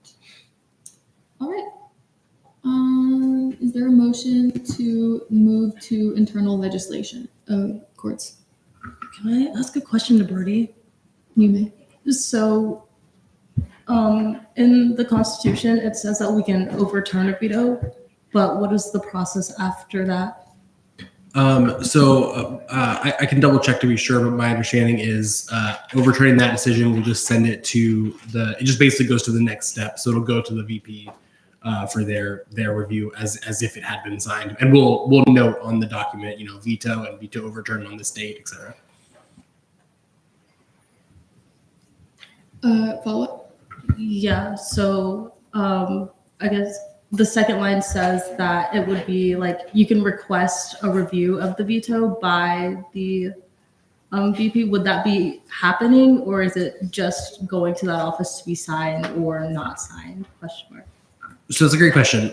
The way that I have read that is, this is interesting. You can read it in multiple ways, right? I have read that to mean if there is a veto by the vice president of over student affairs, that veto can be, you can ask to review that veto, right? You can review a veto by that person, as opposed to I think you could absolutely read it. You can request a veto, or request a review of a veto, by that person, right? Requesting them to review the veto versus requesting a review of their veto. I have interpreted it that second way. So a veto by the president that's overturned just simply goes, because you can't overturn the vice president of student affairs' veto. You can just simply ask for a review of it, or you can then ask for a review of that to the university president if you want to. That's been my understanding. I'm happy to have conversations about that with the appropriate relevant parties. All right. Okay. Is there a motion to move to internal legislation? Any objections? All right, seeing none. All right, internal legislation, notice of legislation on first reading. Bills, internal bill 5636, updates to Title 6, paid endorsements. Senator Borges, I hereby recommend to E&A. Internal bill 5637, updates to Title 3, general updates and revisions. LJR committee, I hereby recommend to LJR. Internal bill 5638, updates to Title 3, Chair Vasquez, I hereby recommend to LJR. Resolutions, resolution 5616, updates to Senate Rule 4, caucus report update. Vice Chair Gaudio, I hereby recommend to LJR. Resolution 5617, updates to Senate Rule 2, duties and responsibilities of the GAP Committee, Chair Vasquez, I hereby recommend to LJR. Proclamations, Proclamation 5637, proclamation recognizing March 21st, 2025 as Mary, I'm so sorry if I said that wrong. Senator Martha Berman to SBA. Proclamation 5638, proclamation recognizing April 10th, 2025 as Dolores Huerta Day. Chair Escobar, I hereby recommend to SBA. Notice of legislation on third reading, none. Notice of legislation on second reading, internal bill 5630, updates to Title 3, changing orientation requirements. Senator Borges. Is there a motion for a 5-10-10? Any objections? All right, seeing none, you have 5 minutes whenever you're ready. 1 second, I'm so sorry.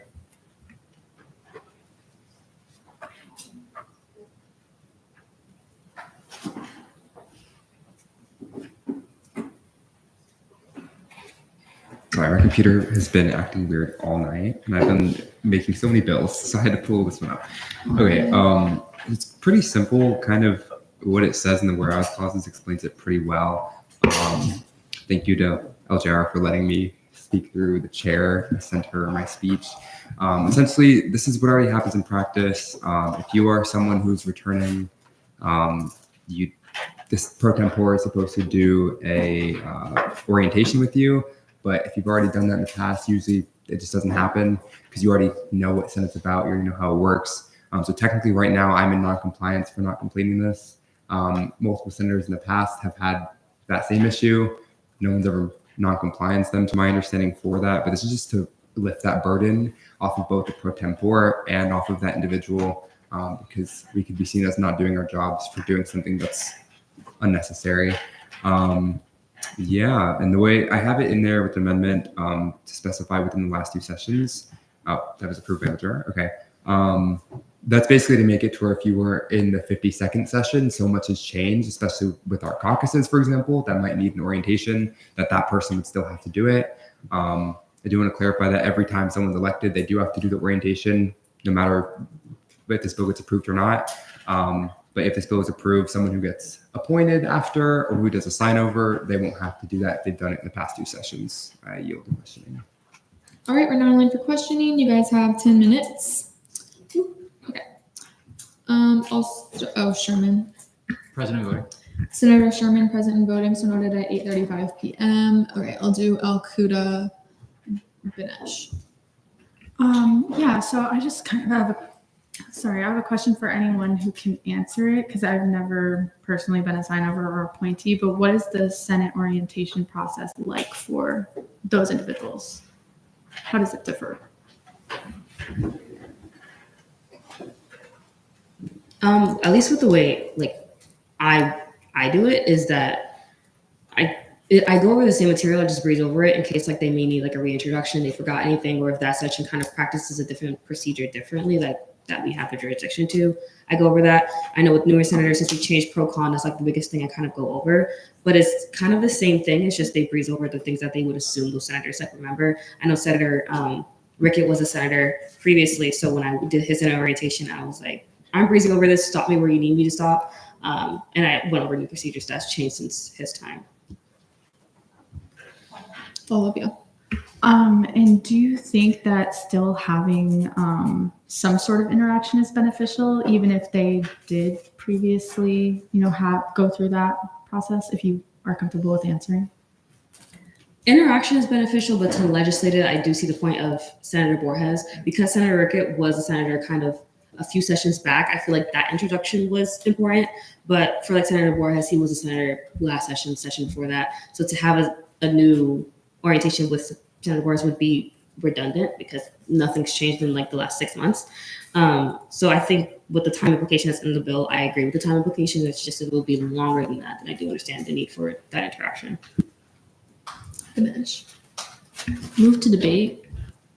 There's been a motion to move to debate. Are there any objections? All right, seeing none, we're now in debate. You guys have 10 minutes. Ruben, Metellus, Colazo. Yeah, I don't see a problem with this bill. I just went through my orientation like a month ago, and I can say that everything that I learned from it, a recent senator would definitely already know. So I don't feel that it is necessary for them to go to another orientation. And yeah, that's my piece. Metellus. I essentially second everything that was stated before me. With that, move to vote.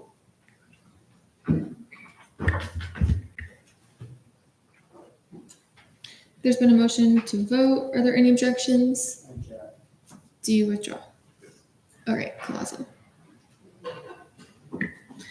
So, and we did see this in LJR, and I was the only senator to vote no on it. I think I voted no because I kind of feel like indifferent, and I think orientation is important, you know, because I think the culture of the Senate changes every single session, and I do think it's important to require orientation, regardless if you served previously. I mean, we had former Senate President Hall here, and he had to go through orientation too. But for me personally, I think it would be better if it said the exemption is under the discretion of the Senate President pro tempore. So, like for example, if in this case pro tempore was set for Senator Borges, who was recently appointed, can easily just say, "Oh, you've been a senator before. Do you feel comfortable picking up the reins from here, or would you like a Senate orientation or not?" I think it should be under that discretion, just because. I think my big point here is the culture, right? It changes every single session. The duties and responsibilities of the both offices change, of which office is working on what, who you go to for something. Also, the presentation, you know, outlines who's in leadership, like who's the deputies and the assistants and things like that, and who to reach out to. So for me personally, I just think it would be that I would be in favor of this bill if it was just like under the discretion of the Senate President pro tempore. All right. Okay, I'll do Quartz, Joliger, trying to pick new people. Quartz, Joliger, Gaudio. Motion to see my amendment. All right, there's been a motion to see Chair Quartz amendments. Are there any objections? All right, seeing none, whenever you're ready. Yeah, so if you can tell whose is mine, because I'm pretty sure Gaudio also put an amendment. It just deletes it from being 2 sessions to the last session, because while I do, I like this bill either way. I think that it should pass. I do agree with the D-like sentiments that yes, the culture does change and yes, leadership does change. But in that same breath, I don't think that if said senator was appointed or elected, had to have a sign over and then comes back during the same session, I don't really think that it's very useful for them to have to go through the same orientation process when they do know who the officers are. And if there has been changes in leadership, it's probably just small changes that can be learned. I said, did I say someone in the middle? I know I said Gaudio. We're on questioning for my amendment. I'm so sorry. The 10 p.m. is coming early. Okay. All right. Are there any questions? Okay. Gaudio, Metellus. Move to debate. There's been motions move to debate. Are there any objections? I withdraw. It's like not a procedural question, but how this process works question. So also, do senators who, let's say, left and then came back in the same session also have to go through the orientation? I mean, it's kind of like how Senator Bohr has said, right?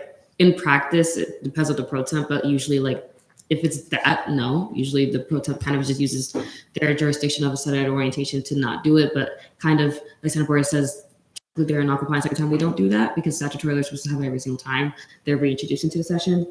So, but in practice, no. But technically, that's not allowed. And then can I add on to that? That just further like supports my point that maybe not the last 2 sessions, but within the same session would make sense. Follow-up? Yeah, you go ahead. Can I direct a question to? Well, yes. Would you like to see my amendment as a friendly?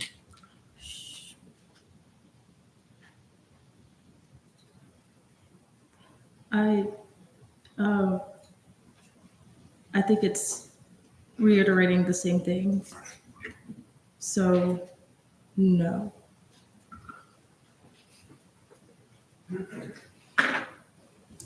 Any further questions, Jogger? So I apologize if this question is redundant for the larger student body, but as a brand new appointed senator who's yet to go through a larger orientation, could someone just give me a quick rundown of what that actually entails session to session? Yeah, so it looks different for every pro temp. I know last year, I believe the pro temp had kind of like a video that they was sent to senators, have the option to come to their office. But for this session, I kind of invite every new senator come to my office. It's kind of usually 15 to 40-minute orientation, depending on how many questions the senator has, as a presentation of kind of everything legislative branch about internal legislation, procedures, things to just know about the Senate meeting, as well as our leadership committees, the offices, and then some miscellaneous business about kind of how the other branches function, how we collaborate with them as well. And then kind of at the end is contact information, room for questioning, can always stop in between. But yeah, like I said, in terms of time, it can range from how many questions you have to like how much, I guess, conversations just happens between the pro temp and the senator. Every session, it kind of changes in terms of format, but that's how I did it this session. Any further questions, Gaudio? Move to debate. There's been a motion to move to debate. Are there any objections? All right, seeing none, I'll now debate on the amendment. Waterberg and then Benwick. So I agree with everything that Chair Cord said, and I think that this makes me like a little bit more comfortable with this. Like I didn't really have a problem with it before, but I was more on the fence. So this kind of makes me like fully comfortable with it. Benwick. Move to vote on the amendment. There's been a motion to vote on the amendment. Are there any objections? All right, seeing none or non-voting procedures.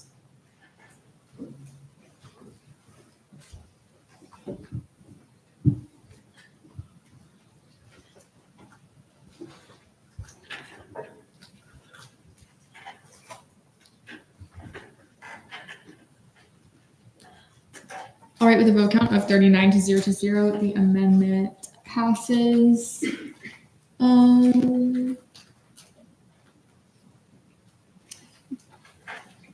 that Akuda's amendment? That doesn't really change or is it Gaudio's?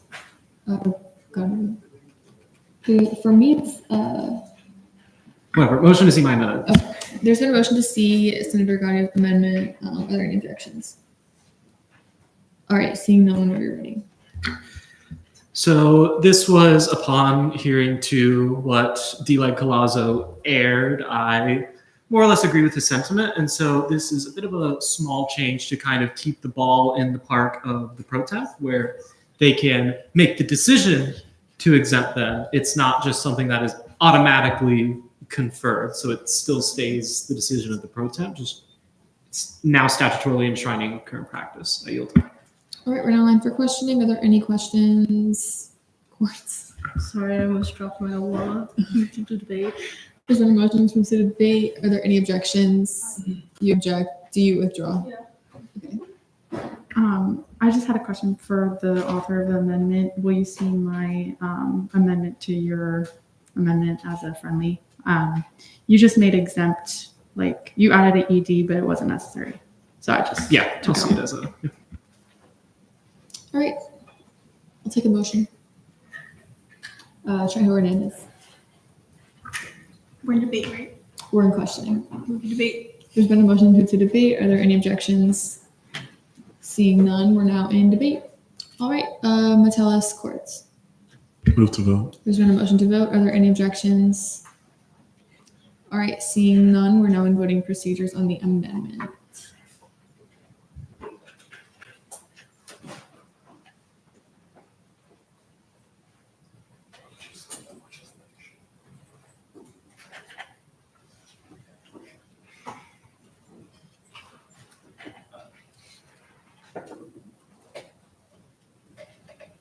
All right, with the vote count of 38 to 1 to 0, the amendment passes. We're still in debate. Tell us. I just have like an English or grammatical question. Is that okay to ask? So does within the last session like also include the current session already in the way that that's stated? Courts. I would say yes, because I think of it as like the same as like within the last week. So, but Lazo in English. Lazo, yeah. It can go either way. I personally would say within the session, but within the last session, it just adds that extra level of like confusion. So it's really up to whoever wants to make it a little bit more concise. You know, some non-English majors may be a little bit confused by it, and that's fully understandable. It really can go either way. So I leave it up to an amendment. Brody. I think this is an interesting question. I think to your point, it definitely includes the session that we are in, or this current session. But I actually think that you're bringing up another good point that arguably this could include, like right now, right? Again, for Senator Borges' case, arguably the last session would be the previous session, the 53rd session. So I think if you want to clarify that, I think it definitely includes the 54th or the 50. Where are we at? Oh my God. I'm so sorry. It definitely includes the 56th. Arguably, it includes the 55th. So I would recommend potentially clarifying that, whether you want it to include the previous session, the current session, the last session. I think there is some ambiguity there. All right. We're still in debate. Grasso. Motion to see my amendment. There's been a motion to see Senator Grasso's amendment. Are there any objections? All right, seeing none, whenever you're ready. I just changed it from last session to current session. All right, we're now in for questioning. Jolliver. Move to debate. There's been a motion to move to debate. Are there any objections? All right, seeing none, we're not in debate. Varela. Yeah, I think I would personally be in favor of this amendment. I think that, yeah, if you haven't been in Senate yet this session, you should still do the orientation for this session, even if you are old senator from previous sessions. So it just makes sense that if you have to resign, then you're reappointed, that you don't do this same orientation again. But if you do like separate, if you were in last session, that doesn't mean you can't do this session's orientation, because again, it's a different session, different culture. Maybe things changed. Leadership's different. Maybe things are enforced differently. There's a lot of changes that can happen. So it makes no sense to not make old senators who've been here previous sessions do the new session's orientation. Borges. Yeah, as someone who's been a senator 4 times, I don't necessarily agree that this should be what we do. I think it should include the session before, because we just gave it the power from the pro temp. So if the pro temp truly feels like they need it, they'll make them do it. I think limiting the pro temp to only being able to waive it for the current session is not very helpful, and it makes the bill kind of useless, and I shouldn't have written it if that's what we're doing. All right. Ganesh, Jolliver, Lazo. Yeah, I agree with Borges. If we're gonna make this edit, that just kind of defeats the purpose of the bill. So that's my opinion. Jolliver. So it's my personal opinion, coming in looking at this amendment, but the larger bill as a whole, that I understand where the idea comes from for wanting to do something like this. However, coming from the real world, with my experience so far, I'm sort of looking at this as like original orientation versus recurring education type thing. And I do think it's important to have some sort of recurring education for returning senators. Because while we might think, well, I mean, not me, I just started, but while the larger body may think, oh, we already know everything, we've been doing this for a while, it's very easy for small little details to slip through the cracks that you may have easily forgotten about. So I do think there is some value in there being some sort of orientation, or again, to use my terminology, recurring education for senators as the sessions continue. If there was wording more like that, I may be more inclined to vote in favor of this bill. Until then, I'm inclined to vote no. Lazo. I'm personally in favor of the amendment just simply because not only is it semantically better, I think it also provides a little bit more understanding as to who does or doesn't get the orientation. Although in general, I do think it makes it a little bit more egalitarian and fair that everyone goes through a Senate orientation. We're all senators, and I think it should be even playing field. So I'm in favor of the amendment, but I mean, I don't think this bill needs to exist. Alcuda Courts. Clarifying question before I speak. Are we just looking at the amendment to add current or also previous? I think it's just current. Okay. Would the author, can I ask another question? Sorry. Would the author of the amendment adding previous, would the author of the current amendment that we're seeing be amendable to seeing previous as a friendly, so that we can just like decide all together like what we want to do? No.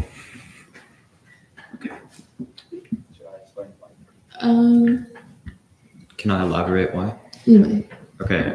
So the reason I think that we should not include the previous session is that while maybe session to session there might not be large changes to how we do things, I think there's definitely potential for large changes to occur, like how we do objections and all that. So I think having like a current session, like I think there's no point for a senator to go to orientation again if they're coming back after a couple months hiatus, right? But if you're coming back after a whole other session where there's potentially changes that have been made, I don't think that, and that at that point, like your education has been updated enough. So. Follow up. Okay, so I feel like we can get very heated in this debate over a very small little discrepancy. Although I understand the differences in the verbiage and how that would change the interpretation, I just think we're kind of overthinking it a little bit. Whereas like the original language kind of left it to where it could go either way. With Do you have like a question? Sorry. Wrong question. Sorry. Okay. Yeah. Courts. Are we questioning how we run debate? Or Are we in debate or questioning? Run debate. I'm so sorry. Okay, so then go ahead. I'm so sorry. No, you're fine. But yeah, the original wordage, I just feel like it could have been interpreted as, maybe last session or this current session. And at the end of the day, like, I feel like the requirement would be, under the exemption would be under the discrepancy of the Senate president. So, they could decide. And I feel like we could waste a lot of time, like, getting into a lot of debate about a very small thing, when I think that the reasoning behind this bill shouldn't be overshadowed by one thing that we're blowing up. So I think we should figure out what we want to do. But if the author isn't amendable, I'm interested to see how the body would vote about this amendment, and maybe let's just consider like keeping it to how it was before. Okay, so the amendment that was made replaced my amendment, but it made it semantically better, and I'm in favor of this amendment because it makes it easier to read statutorily.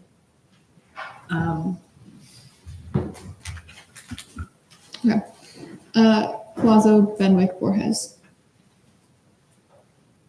Move to vote. There's been a motion to vote on the amendment. Are there any objections? All right, seeing none or non-voting procedures on the amendment, it's just current. We're only voting on the current amendment.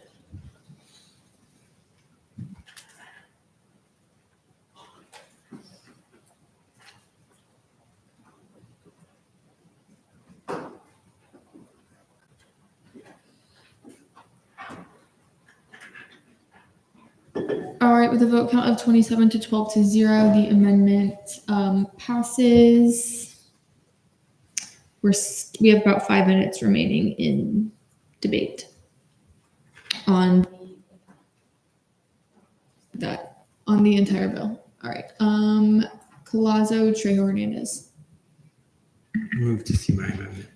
There's been a motion to see De La Collazo's amendment. Where is it? Oh, I see. Okay. Are there any objections?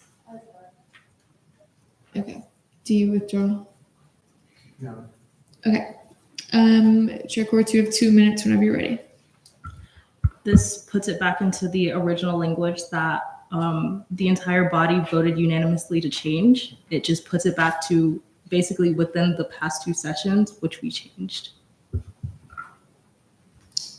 Whenever you're ready. Thank you. Firstly, the vote count wasn't unanimous. It was 27 to 12 in regards to the current amendment. I think the intention was to include the previous session. Again, this is under the discretion of the pro tempore.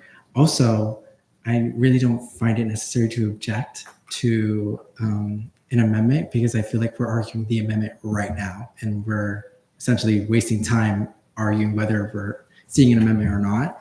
And I feel like we're seeing the amendment right now. All right. So no objections to the amendments whenever you're ready. De La Collazo. Thank you. So I think the original intention here behind Senator Borges's bill was to include the previous session and to include the current. I think having these 2 words here just clarifies it a little bit more. Again, this is under the discretion of the pro tempore. If they find that, hey, if you're coming from the 55th session, I'm not going to exempt you because, the culture has changed. We have different responsibilities now. We have a pro-con procedure, things like that. And of course, and I think that should be taken into account here. It's not like we're saying the 54th session or the 53rd, but it's just like a previous session. Most of us some of us are incumbents here. So I just think it is all right to include the previous session. All right, we're now in for questioning. Metellus, Banesh. Move to debate. There's been a motion to move to debate. Are there any objections? Seeing none, we're now in debate. Varela, Joliker, Akuda. Yeah, I feel like we did just debate this same topic. Like the last amendment, we were discussing, do we want to apply to just this session or this session and the last session? And it seems like we decided we want to just apply to this session. So I just encourage you all to, keep that same spirit because I think it does make sense for it only apply to this session. I stated before, culture changes, rule changes. And just because you were in the Senate last session doesn't mean you should be exempt from this session's orientation. I'm also pointing out all incumbents, even when they're elected to a new session, have to go through the Senate orientation that's here in the chamber of the Brody at the very beginning of the session anyway. So it's just fairness to make everyone go through the orientation if they're a first time senator of the session. So, yeah. Metellus. Akuda. So I'll be voting in favor of the amendment. I think there's no harm in being a little bit more specific. And at the end of the day, it is up to the pro temp. So that gives me the affirmation that I need to vote in favor. Honestly, I think we could even just take out entirely like the time limit and just leave it completely under the discretion of the pro temp and what they find reasonable. But Joliker, so sorry. That's okay. I agree. Leave it only at current or wasting time. Move to vote. There's been a motion to vote. Are there any objections? Is that an objection? Do you withdraw? Yes. Okay. I just have a quick clarifying question. So I had interpreted it as the way that Borges originally had the bill as it being the past 2 sessions, not including the current one, and now this makes it the current and the previous. Is that not correct? Who wants to clarify? Court or Colazzo? Yeah, so if we pass the amendment, it's going to be this session and the previous, so 56th and 55th, which is, I believe, Senator Borges' intention. Okay. I'll take a motion. Dinesh. Move to vote. There's been a motion to vote on the amendment. Are there any objections? All right, seeing none, we're now on voting procedures.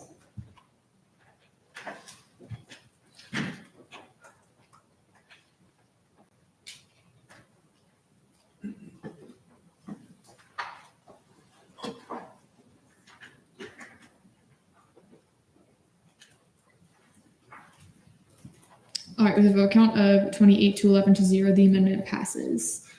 All right, Borges, Mayor, debate and retain. you may. Okay, cool. Yeah, this was the intent. It's essentially written out better now. This is the intent of the bill. Also, if anyone wants any more education, they can just ask for it. Just because it's not in here doesn't mean they don't have to do it. With that, I move to vote. There's been a motion to vote on internal bill 5630. Are there any objections? All right, seeing none, we're now on voting procedures.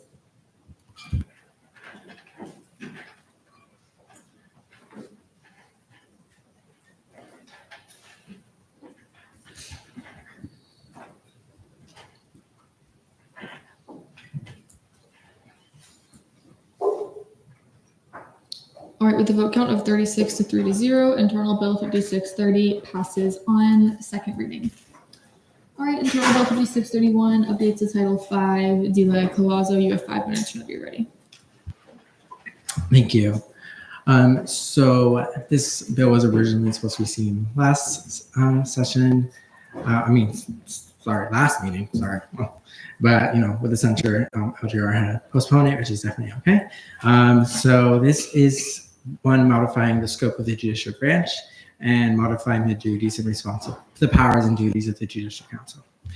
Okay, so the first one is going to be 500.3. So no justice of the Judicial Council may provide unofficial or informal interpretive advice on matters related to the student government constitution and statutes outside of official Judicial Council hearings, proceedings, or opinions. Furthermore, justices are prohibited from serving as advisors to any student, candidate, or party appearing before the council, and a violation of this provision are subject to disciplinary action as outlined in the student government constitution.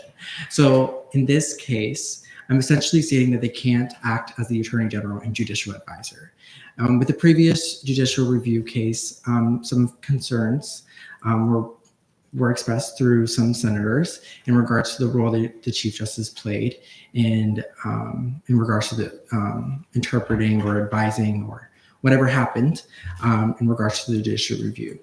I believe we have an Attorney General and Judicial Advisor for a reason, as clearly stated by the Chief Justice at the beginning of this session when going through the Associate Justices. Due to my line of questioning, I questioned the justices whether they knew the Constitution and the statutes and could name them, and some of them could not. And he stated that they're not additional 14 Attorney Generals, and that's correct. They're not additional 14 Attorney Generals, so they should not act like them. That power is reserved to the Attorney General, and that power is reserved to the Judicial Advisor, in offering interpretive advice.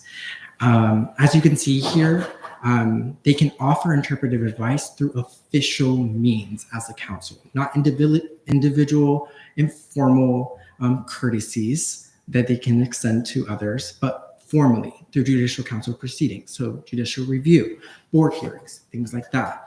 Because the word of the council is final.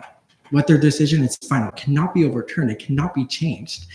So I think that is a critical thing to add to the scope of the judicial branch. Additionally, 505.2 is more of a semantics thing, just clearly stating it means the Judicial Council hearings and the Judicial Council quorum.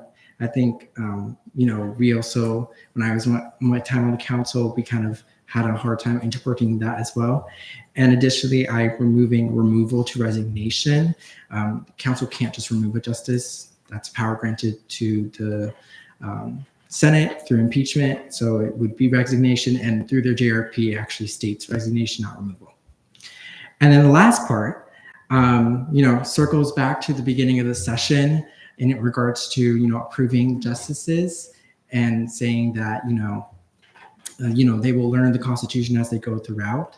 And that's totally right, but there's nothing mandating that. However, we as senators are mandated to have a working understanding of the Constitution, statutes, Senate rules, and Robert's Rule of Order.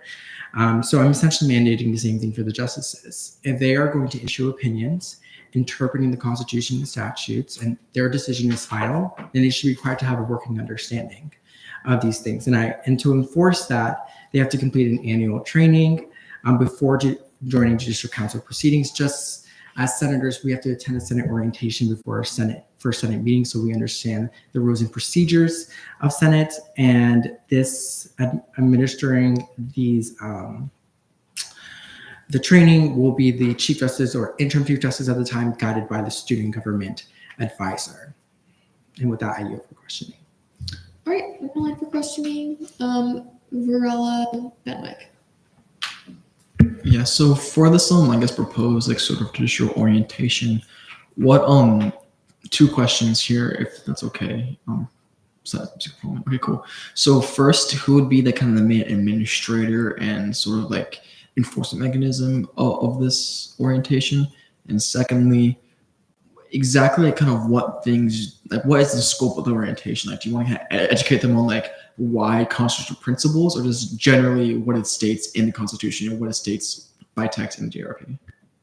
So it's not an orientation, it's a training, and the training would be administered by the student government advisor and the Chief Justice and the interim Chief Justice, as clearly stated in the bill. I'm not going to mandate what the orientation or training should or should not have.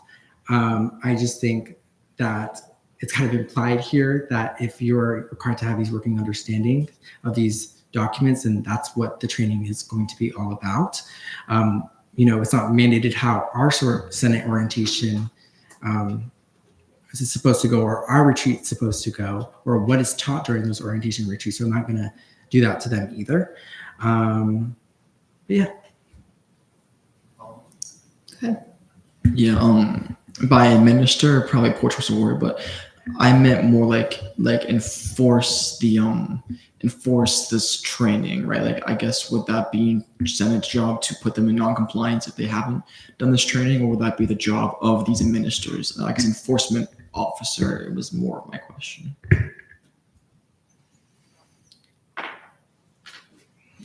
Are you referring to more of a compliance officer to ensure compliance with the statutes? Yeah. Then that would be the Chief Justice. They are the branch head. They're required to ensure that the Judicial Council runs in compliance. Additionally, I purposely put student government advisor, guided by the student government advisor, to ensure accountability onto the Chief Justice. So I think it's going to be both of them. And we as Senate can have that check as well. We can easily ask whether or not the justices have received their training before attending Judicial Council proceedings. Benwick. Move to debate. There's been a motion to move to debate. Are there any objections? Do you object? Do you withdraw? Yeah. All right, Henry. Yeah. Do you feel like, based on the spirit of the previous bill we just saw, adding an avenue for exemption for the justices by the Chief or interim Chief Justice would change the intention of your bill?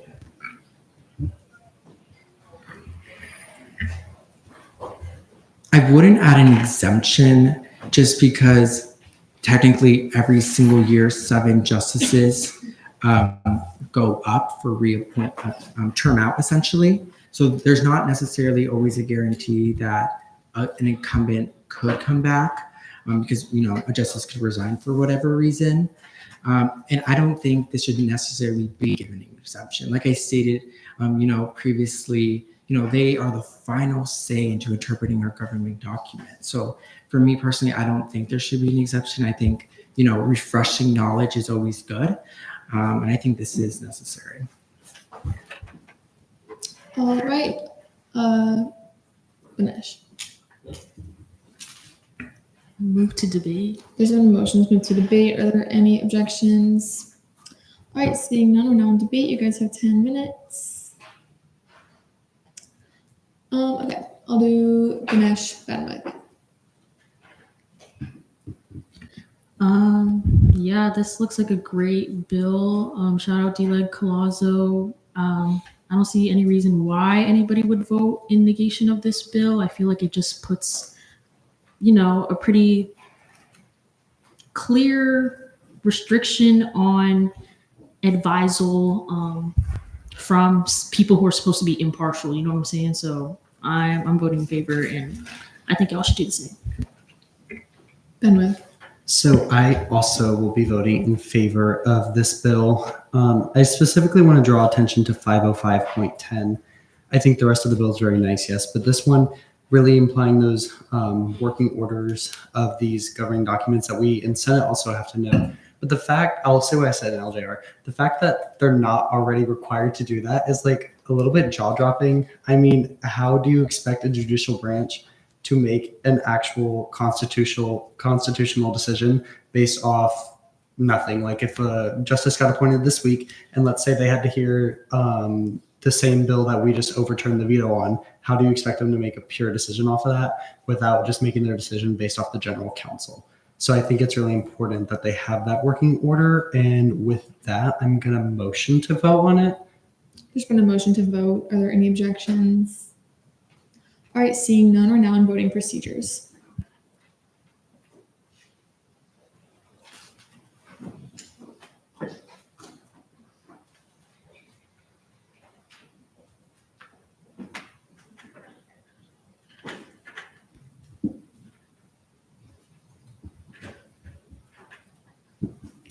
All right, with the vote count of 38 to 0, Internal Bill 5631 passes on second reading. All right, Internal Bill 5633 updates to Title 14 and 2. Pro Temp Morissette. You have 5 minutes, everybody. Okay, so this bill is relatively simple. I know one sentiment that has been very prevalent in the body is kind of collaborating with the other agencies / departments a little bit more, and I think caucuses are a great way to do that. So this bill, first thing, will also give caucus chairs the ability to do the same thing committee chairs do now, which is expunge absences or remove members once they go over their allotted amount of absences within the caucus. But then it also gives student government agency members the opportunity to join caucuses. Before, student government agents were just in the definition of like student agency directors, and now it goes to all the student agency members. So that goes for the coordinators, assistant directors, and things like that, and gives them the opportunity to join caucuses, because now the vice president can announce their appointments during their student government report as well. And I just think this is a great way of making us closer to the agencies that we fund and the departments that we fund, while also giving them the chance to be in representation of their own communities as well. With that, I yield to questioning. All right, you guys have 10 minutes. Okay, Alcuda. So just for clarity, this would be opening up caucus membership to other student government agencies like CAB, late night, stuff like that. Okay. Courts? Move to debate. There's been a motion to move to debate. Are there any objections? I'll withdraw. All right, Lazo. This may be my brain being like a little bit slow right now, but I'm confused on 1402.3. It says any caucus member may resign by submitting a written resignation to the caucus chair and their branch head. And then it then goes on to say, however, election commissioners must submit their resignation, and the student government agency members must submit theirs to the vice president. I'm a little confused because it kind of just negates the first part of that. If you could explain that. From my understanding, is because like student government agents within the branches will submit to their branch heads, but like agency members don't have a direct supervisor in student government, so it would just be the vice president because that's his jurisdiction over the ASB committee, and then election commissioners aren't a part of any other direct branch, so it would have to go through supervisor of elections and their directive reports. So it's just the directives of like where they lie within like the student government realm. If it's worded wrong, I can try to fix it, but that's why it's worded the way that it is.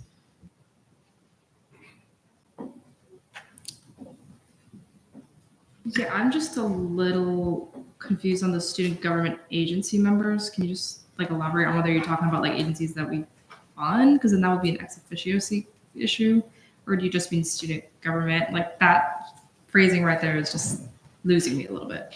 I'm at the agencies that we fund. So it would be like CAB, Homecoming, those agencies. Because right now the student government agent definition it encompasses their directors, just not their members. So I'm just extending that same definition to their members. Okay, Metellus, Johnson, Colazo. So these like new members, let's say if someone from CAB, they would now be like full-fledged members, like that count towards quorum and everything of these caucuses. So my understanding they would, because they would be a regular member of the caucus. Johnson. So they would not hold ex officio seats.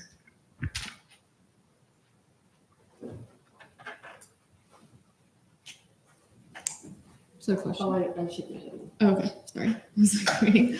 I said Ganesh or I said Colazo. Move to debate.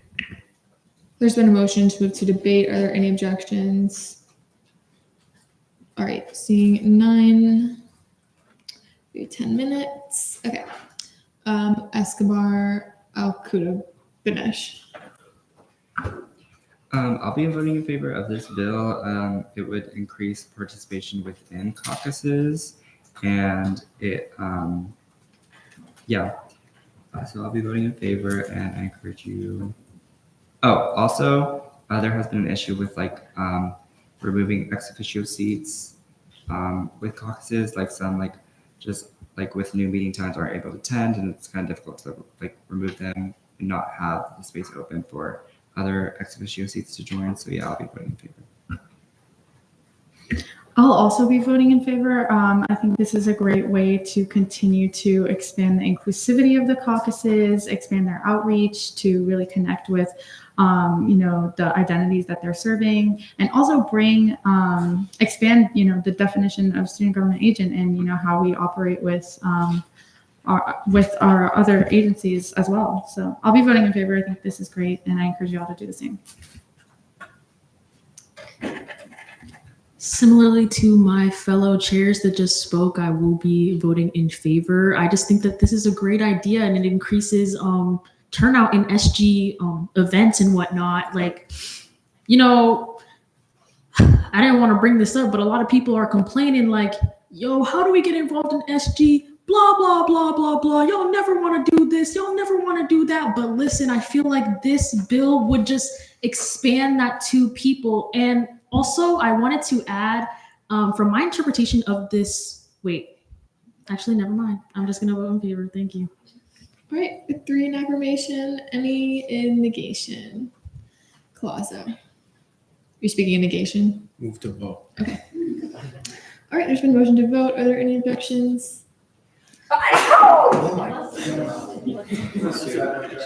All right, seeing none, we're now in voting procedures.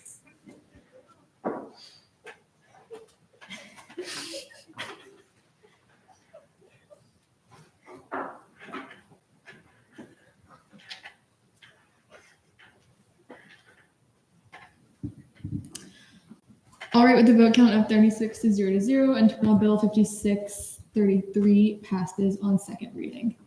All right, Metellus. So now that we pass this, how exactly will these agencies know of this opportunity? It could, especially if I believe the caucus executive committee passed. So, that's just outreach. I guess we could put that responsibility on the caucus executive committee. We could put it on just like student government as a whole, just communicating that to the agencies. Also, we speak to Shane to see if there's a way we can directly promote that within the office of OSI as well. But that'll just be kind of just figuring out which outreach modality works best. Colasso. If I could add into that. You may briefly. So it would also be the vice president's responsibility as the ATSV chair. So to make sure that they are aware that they are able to appoint, able to request their members to be appointed into caucuses. All right, Internal Bill 5634, updates to Title 14, the Student Government Caucuses. Chair Varela, 5 minutes whenever you're ready. Hey, Sam. This bill is pretty simple. It is would kind of rework how we do our ex officio seat system. The first major thing it would do is it would kind of get rid of the 3-seat limit, because I find that to be pretty arbitrary. I spoke to Brody about it. I spoke to Diak Colasso about it. No one really knows why it's specifically there or what sort of useful purpose it serves. So it just, I think it's an artificial limit on how many students who can have a voice in the caucus, which seems to me pretty absurd. Another like more personal thing with it is that as chair of the Intercampus and Transfer Caucus, I find that at the very least we need 4 ex officio seats for nursing for Lake Nona, Rosen, downtown, and transfers. And even nursing has the Connect campuses, which is probably 2 or 3 more seats. So as a caucus, we need more than 3 ex officio seats to properly represent all the student groups that we advocate for. The next thing it does is it just kind of streamlines the election process. Right now we have kind of like the permanent system and kind of the revolving door system. I think that's just super confusing. I think a lot of us here don't really have a full grasp on how that would work. So this makes it very simple. You get elected into ex officio seat, you serve your full session term, and then you need to get reelected again for the next session. And of course you can be removed like Pro Tem Morissette's bill said. Also, there is a stipulation that the number of ex officio seats on the caucus cannot be more than the current number of student government agents on that caucus. That just seems pretty normal to make sure that caucuses are still student government entities. But there is a stipulation that this can be raised or waived if the student government leadership or the caucus leadership committee decides so, because of small caucuses that maybe have 2 or 3 members and they want to have more ex officio seats to get a good working group within the caucus. That's okay. That's not really what this bill is trying to limit. This bill is trying to empower us to hear student voices, not limit our ability to hear student voices. So with that, I yield the question. All right, we're on line for questioning. Alcuda. While I understand the sentiment behind the stipulation that you included in there about the ex officio seats not exceeding the total number, do you think that that could just be something that is just under the discretion of the chair, though? I find that the caucus leadership committee being given that duty to discern if it's necessary, working on the word now, necessary thing to have for a certain caucus for a certain session is to increase that limit. I think the power should ride with them. Because I think just normally you wouldn't want to have a, say if it's a 7-person caucus, you wouldn't want to have 8 RSOs there, right? I think at some point this is still a student government entity. So student government, should have the major voice in the caucus. We have the ex officio seats to give ourselves a voice. And then for cases where the caucus is small and we want more, like say there's 2 members, 3 members, we want 4 ex officio seats, it does make sense for the caucus leadership committee to have that power rather than just the chair, because it is supposed to be kind of the governing body of the caucuses. It's just giving them a proper power. Shen. You can answer this question, or really any caucus chair can answer this. Have you seen a large desire from RSOs for increased ex officio seats? I see a lot of caucus chairs that aren't me who have their hands up, so I'll defer that question to them. Okay, well, yeah, Alcuda Johnson. So I definitely have seen a very large interest from RSOs wanting ex officio seats, wanting to be involved in caucuses. And I think they have found it very confusing. And I myself have also found it very confusing to navigate the permanent, not rotating, all that sort of thing. And honestly, I feel like 3 is not enough. So I really, really, really love the intentions behind this bill personally. Johnson. Yeah, I'm really happy to say that my caucus, we filled all of our ex officio seats, and they're actually not by RSOs, they're by regular students that utilize student accessibility services. And I actually have someone that wants to join, but they can't because our seats are full. So I absolutely love this. And they've been attending the meetings, they just don't have voting power. So Any further questions or Metellus? Yeah, as a caucus chair, I kind of want to speak more on the like removing the strange process part of it. That's been hard, like to explain to people that are interested in being ex officios, because I also, like Chair Alcuda stated, didn't really grasp it correctly. So I think that will be better for caucus chairs to explain to people that are interested, in my opinion. All right, any further questions? Alcuda. I just kind of have a question about, it's kind of coming from a place of just kind of being worried about the process in which the committee would grant a caucus to go over the number of ex officio seats of the members in the caucus, if that makes sense. I'm still kind of, just by the wordage of it, just kind of worried about maybe an issue coming out of that. So I just kind of wanted more insight into how you envision that process to go. D. Colazo seems like he has an answer to this for that. Yeah, Colazo. Yeah, I kind of just like wanted to shift it onto me because I'm the one who added that in there as a recommendation to Chair Valera. But I do see your point, you know. But I think we also need to take into account. Actually, no, wait. I see your point. So I myself isn't opposed. It was merely a recommendation. So if it's almost like but I can also see how maybe the power should belong to the caucus, and the caucus by majority vote increases their number. So I just want to say the idea is not like, you know, it's good. It's good. Do you have a question or a follow-up, if I may? Yeah, so personally, I think because the caucus leadership committee is just really new, and I don't really want to give them like too much to navigate in the very beginning of, you know, them operating, just because I saw the struggle in like the caucuses operating, you know, as a new kind of entity, being like, you know, under their own title.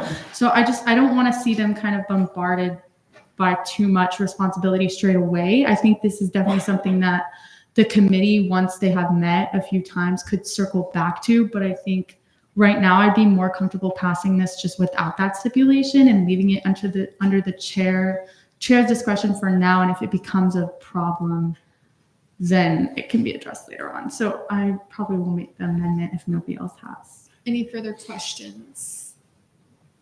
Escobar. For like you, I have an ex officio member who is.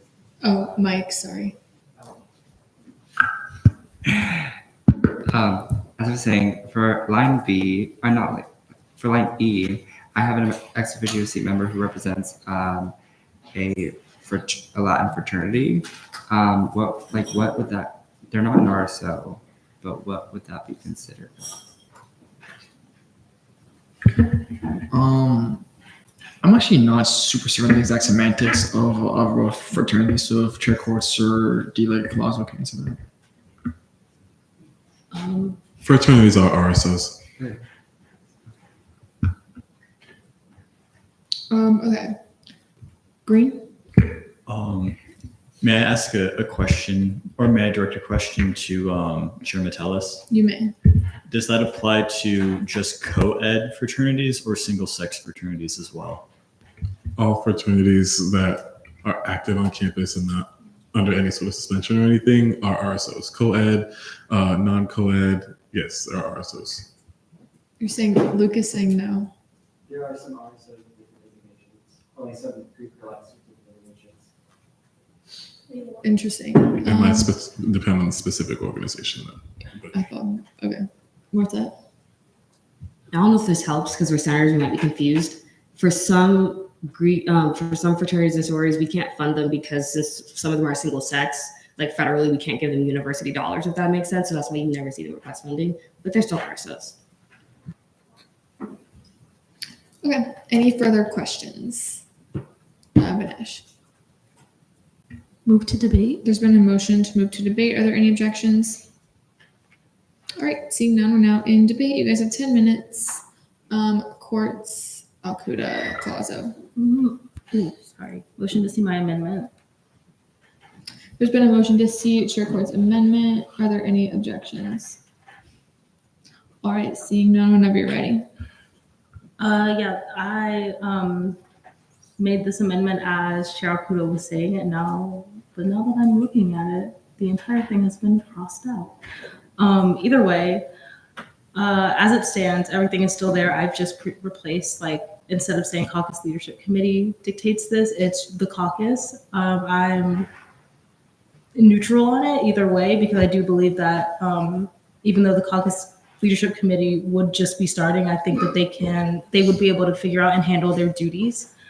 I just wanted to open it up to the floor for questioning debate. Wait, is the amendment on the completely crossed out section? Yeah. Okay. We're now online for questioning. Are there any questions? Finish. Move to debate. There's been a motion to move to debate. Are there any objections? All right, seeing none, we're now in debate. Is there any debate? Johnson? Can I retain? You may. Okay. I'll be voting in favor. I just feel like it streamlines the whole process. Move to vote. What you said move to vote. All right, there's been a motion to vote. Are there any objections? All right, seeing none, we're now in voting procedures.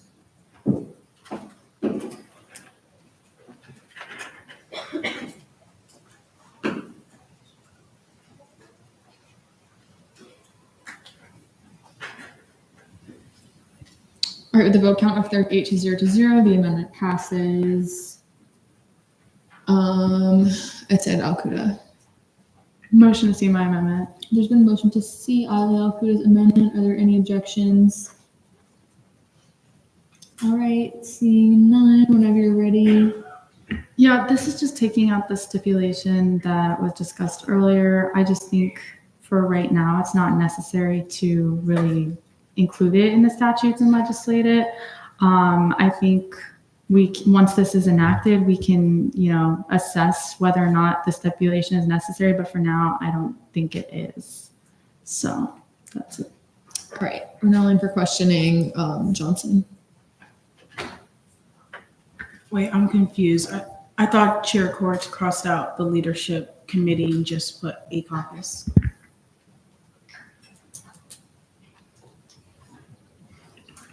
I did. So I changed the stipulation from being the number of ex officio seats shall now exceed the total number of student government agents within the caucus unless otherwise stipulated by this caucus leadership committee to unless otherwise stipulated by a caucus. Never mind. Okay, so do you rescind the? Yeah. Okay. Sorry, it was a lot to keep track of. No, do you want to change it on the doc because Brody's not here? Okay, Maddie. Okay. All right. Colazo. Move to see my amendment. There's been a motion to see De La Colazo's amendment. Are there any objections? All right, seeing none, whenever you're ready. This is just more like a technical thing.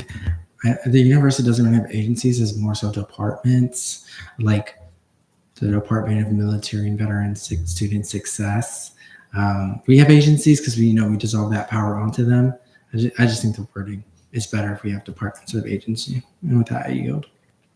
We're not line for questioning. Are there any questions? Barella. Move to debate. There's been a motion to move to debate. Are there any objections? All right, seeing none. Benwick. Move to vote. There's been a motion to vote. Are there any objections? All right, seeing none or non-voting procedures on the amendment.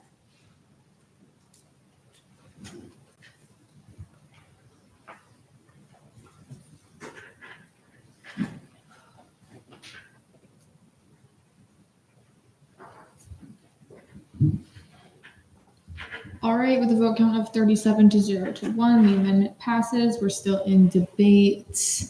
I forget if I said anyone. Dinesh Colazo. Move to vote. There's been a motion to vote. Are there any objections? All right, seeing none or non-voting procedures on internal bill 5634.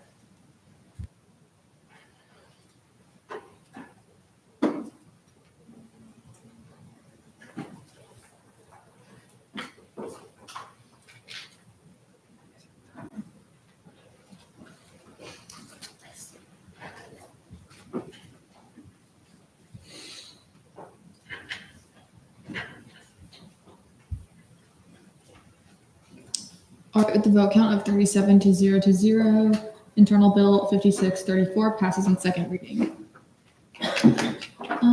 All right, courts. Motion to see internal bill 5635 and resolution 5618 as a block. There's been a motion to see internal bill 5635 and resolution 5618 as a block. Are there any objections? All right, seeing none. Varela, is 5 minutes good for both? Okay, 5 minutes whenever you're ready. Hi, Senate. It's me again. So this bill would just, and resolution would just make the ad hoc intercampus and transfer committee intercampus and transfer caucus a standing caucus. Because currently, as its ad hoc status, it is set to expire at the end of the year, meaning the caucus will cease to exist. And I feel like we have done enough to justify our existence and show why we are needed within the student government. For one, we serve as an extremely important forum for students who are transfers, students who go to Lake Nona, Rosen, downtown, all these auxiliary campuses, even the Connect campuses in Daytona and Cocoa. I've already noticed a difference within student government in the various caucuses and committees I sit on. I noticed that so often we have this initiative that was just a main campus initiative, and someone brings up what maybe we can tell ICTC about this, and maybe we should extend this to downtown or Rosen or Lake Nona or the Connect campuses. Just recently, in GAP, a resolution you'll see later today, one about tolls for commuter students. This is a problem brought to me from talking with various students, including knowing myself, about commuting, between these campuses and how difficult it is with the monetary aspect. So we serve as an extremely important forum for these concerns, both within student government and outside student government. Another thing we've been really important for is outreach for specifically transfer students. During my time at SGLC, I didn't really see student government do much transfer stuff at all. Maybe we went to one tabling event, maybe. But since the creation of this caucus, we've done 4 tabling events at transfer events, and we have 2 more planned in the near future.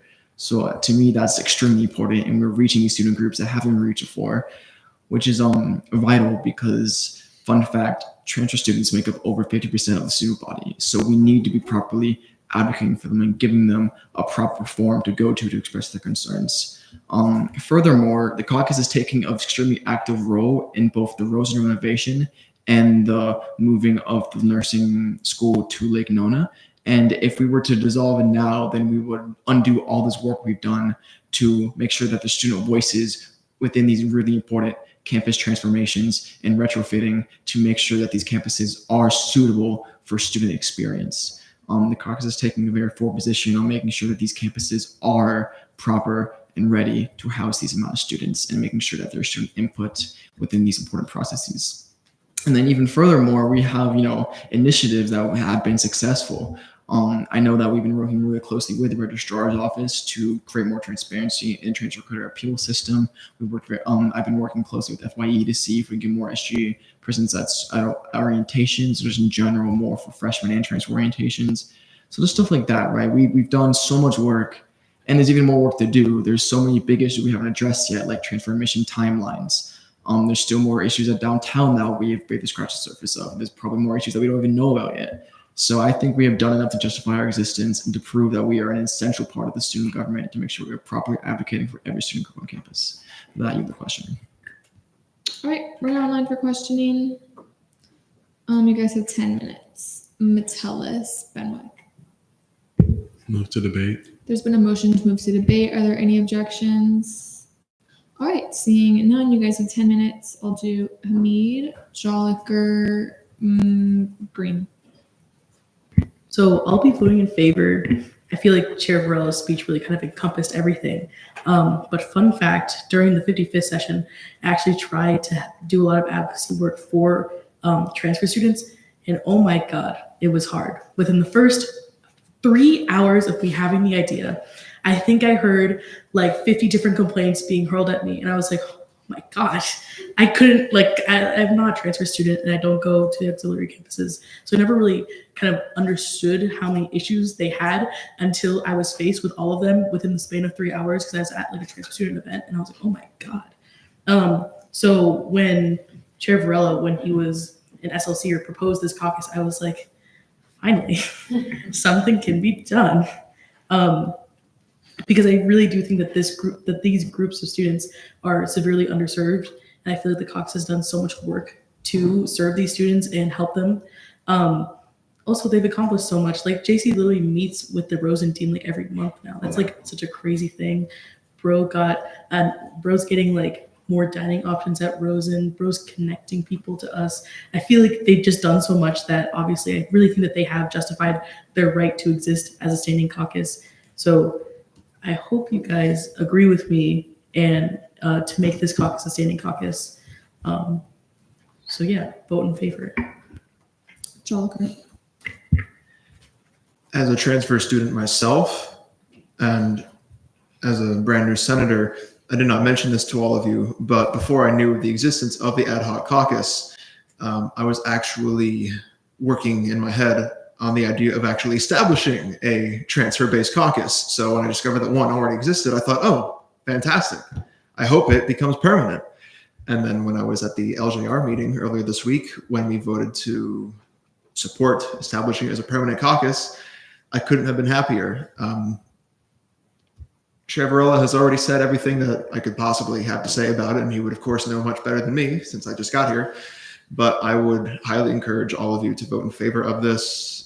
The transfer students on this university are often very underrepresented, and we sort of feel like, hey, what is even going on here? You know, and for many of us who may be from different parts of the state or even different parts of the country or from out of the country, we need a representative voice like this caucus so that we're heard.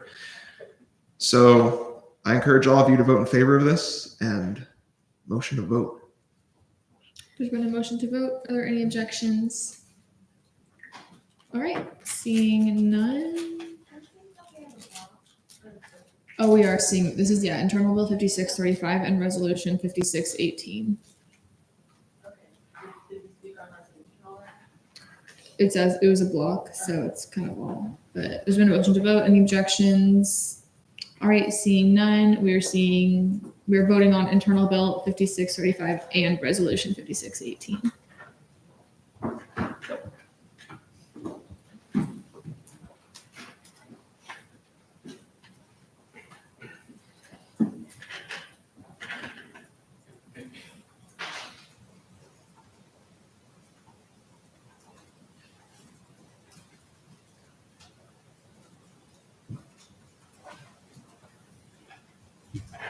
All right, with the vote count of 39 to 0, Internal Bill 5635 and Resolution 5618 pass on second reading.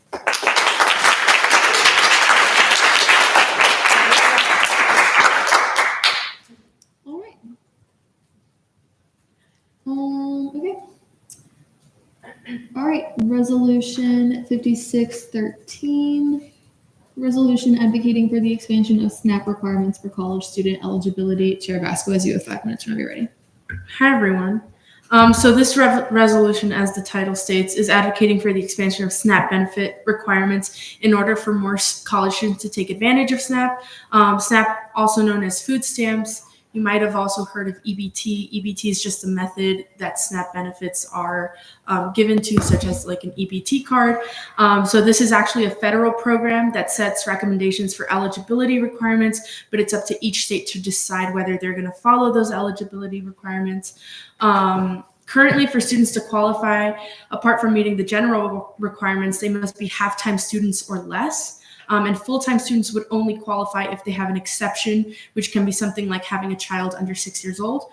The UCF Knights Pantry has reported in 2024 that about 35% of students face some sort of food insecurity, which is about 24,000 students.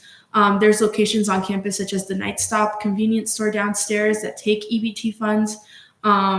Vice Chair Varela, Gak Polaire, and I have had a meeting with Gray Robinson to express the need for these requirements to be expanded to become more accessible for college students.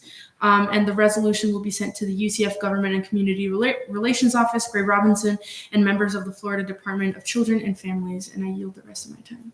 All right, we're now line for questioning. Any questions for Chair Vasquez-Collazo? Move to debate. There's been a motion to move to debate. Are there any objections? All right, seeing none, we're now in debate. Banesh Jalker. You guys already know I'm Knights Pantry's biggest soldier. So when I say I am in full support of this SNAP resolution, I'm telling you I'm voting in favor. If I could vote yes 3 times, I would. Because you don't understand how many people will come into the pantry crying or just visibly distraught because, their SNAP application just got rejected. How are you getting a negative $1,500 on your FAFSA, but you still aren't able to receive an EBT card? As somebody who's also low income, comes to UCF on a full scholarship, I've been denied from SNAP so many times, I'm actually gonna crash out. So I am in full support of this resolution, and I encourage y'all to vote the same. Even if you guys have not gone through these struggles before, imagine all the people who are going hungry in your classes right now. Vote in favor, please. Jalker. Frankly, I don't even see why we really need to debate this one. It's such an obvious yes. With that being said, I guess my own little anecdote would be, coming to this university, I have no scholarship, I have no grant. I also have no family assistance. They're not financially able to provide, but I still did not qualify with FAFSA. So yeah, it certainly hurts having to use what little savings I've amassed to burn through them every single month. But regardless, bless you, regardless of my own personal standing, this is such an obvious yes, move to vote. All right, there's been a motion to vote. Are there any objections? All right, seeing none, we're now on voting procedures.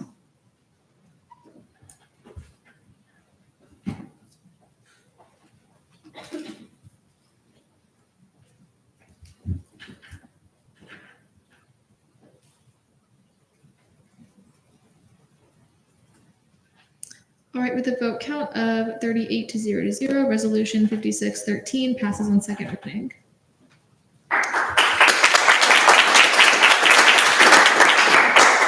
All right, Resolution 5614, resolution advocating for the implementation of toll relief measures for commuter students. Chair Vasquez, you have 5 minutes whenever you're ready. Hi again. So this resolution is advocating for toll relief being provided to commuter college students. This would be done at the capacity of the Florida Department of Transportation, the FDOT, if you've heard of it. In the resolution, I mostly speak about the SunPass because it is considered the most affordable and the most used toll service in Florida.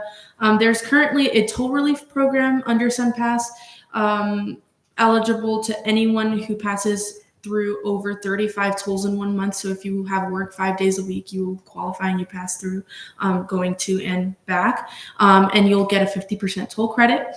Although this current program helps, the problem with it is that it's not specific to college students. Some students commute to downtown campus or Rosen campus just once or twice a week, in which case that toll relief would just not be applicable to them if that's the only toll you're going through in a month. Going to Rosen from main campus at a low trafficked hour is about 30 miles, which costs about $8 in tolls going to and from. And then going downtown campus at a low trafficked hour is about 18 miles and costs about $5 both ways. This resolution is also advocating for college students at Valencia College and Seminole State College, which, not including fully online students, is made up of fully commuter students. So it would affect everyone going there. Additionally, if you want to take a look at the specific numbers, read the whereas clauses for more details. This is another topic that we discussed with our lobbying firm, and it'll be sent to the Office of Government and Community Relations, Gray Robinson, and the members of the Florida Department of Transportation. And I yield my time. All right, we're now in for questioning. Colazo. Move to debate. There's been a motion to move to debate. Are there any objections? You object? Do you withdraw? Metellus. Okay. Metellus. Just really quick. So I wrote that I sponsor this, but like as someone who is like that's my major, like going into transportation, this really resonates with me. Like, would you be willing to like include me on your plans, like accept my help on stuff like this? Because this is really cool to me. Yeah, absolutely. Colazo. Move to debate. There's been a motion to move to debate. Are there any objections? All right, seeing none. Okay. Varela, Ruben, Lazo. Yeah, I am a commuter student. I drive probably 40 minutes each way to get to school and back. So it's pretty rough late nights after time it drives. But I spend around $150 a month on tolls only. It's crazy because I go through the especially when I have to go home and then come back like twice a day. That's 4 times I'm going through these tolls. It's a lot of money. It's a lot of money. So like getting this waiver, or at least some assistance, would be a big help to me. I'm lucky enough to not be in super financial hardship, but I can imagine for a student that is that could be an extremely backbreaking expense. Hundreds of dollars, each year going to purely tolls. Like I don't think that's what the toll system is meant for. I don't think the Florida Department of Transportation is wanting to extort students and thank you, Richmond. Is wanting to extort students. So I think this is a perfectly reasonable change. Ruben. Yeah, so I completely agree with the sentiments of the previous senator. As somebody who knows a lot of people who are commuting to and from Rosen, and the fastest way to get there is on a toll road, it gets very, very expensive. So this would be amazing for both me and my fellow Rosen students. Lazo. Motion to see my amendments as technicals. Yeah, I'll see those as technicals. Okay. Green. Yes. I also want to speak in favor, just from the perspective of the College of Nursing. So we also have I always have trouble with this word, auxiliary. Did I say that right? All right. Auxiliary campuses in Daytona and Cocoa, which are not an insignificant distance away. Daytona, for example, like the fastest route there takes an hour for people to commute from UCF to there. And that's like the toll route. The non-toll route is like an hour and a half.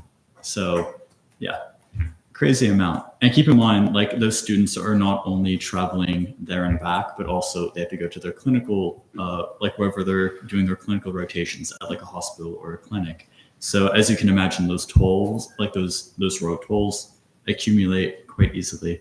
So I'll be voting in favor of this resolution. I hope you all vote in favor as well.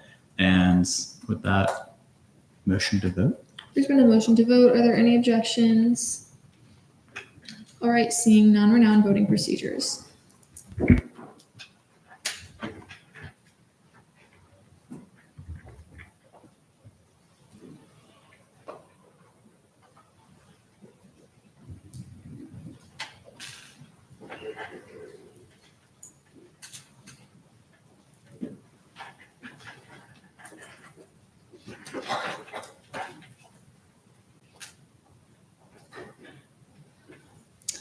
All right, with a vote count of 37 to 0, Resolution 5614 passes on second reading.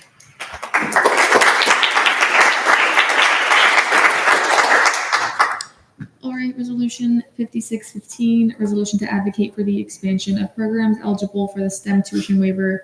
Chair Vasquez, you have 5 minutes whenever you're ready. Last one, I promise. Okay, so this resolution is advocating for the expansion of programs eligible for the STEM tuition waiver. This waiver was originally made in 2021 by the Florida Board of Governors. The program The programs eligible are called programs of strategic emphasis or teacher appreciation programs. The programs currently eligible are accounting, computer science, civil engineering, computer engineering, electrical engineering, elementary education, finance, information technology, mathematics, and mechanical engineering, physics, and exceptional student education. With physics also having been removed last semester, so that's unfortunate for them.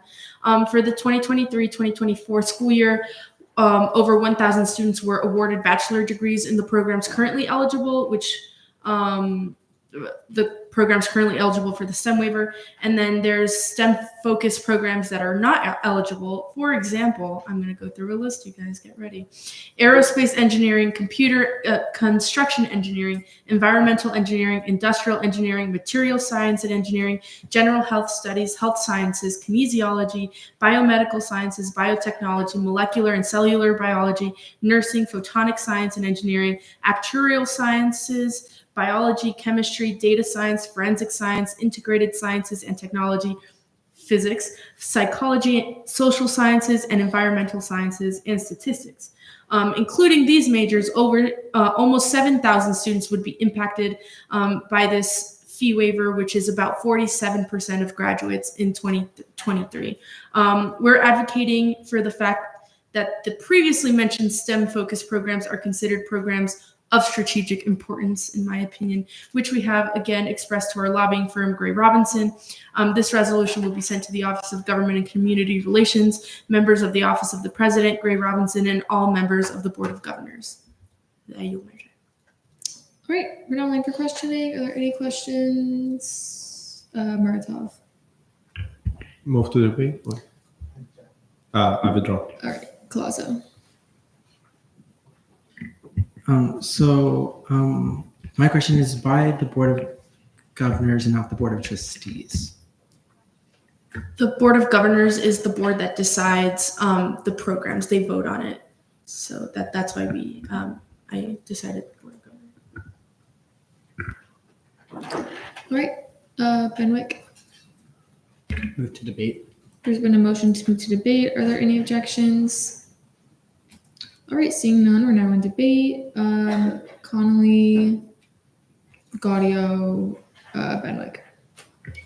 Hey, so sitting in the College of Engineering, I'm also industrial. Awkward. So obviously I'm in support of this. I think I do great things. So I'm going to vote in favor. Got it. Yes. I am greatly in favor of this resolution as an aerospace engineering major, as well as someone who is very, very, very, very good friends with an actuarial sciences major. These are all incredibly important programs, and from talking to other people within my college, I have seen the wonderful, wonderful work that the tuition waiver brings to make these incredible programs affordable to more people. And frankly, it is a shame that it has not already been expanded further to these degree programs. However, the Board of Governors has been expanding it over time, such as adding majors such as accounting, which I believe was a recent addition. And so I do hope that this continues that pattern. Benwick. May I retain? You may. So everyone said all the correct sentiments, and I 100% agree, of course, but can we give it up for Chair Vasquez with all these resolutions? She really ate tonight, guys. And I know it's honestly just 3 of many that are to come with the session, especially not seeing fiscal anymore. So with that, motion to vote. There's been a motion to vote. Are there any objections? All right, seeing none, we're now on voting procedures.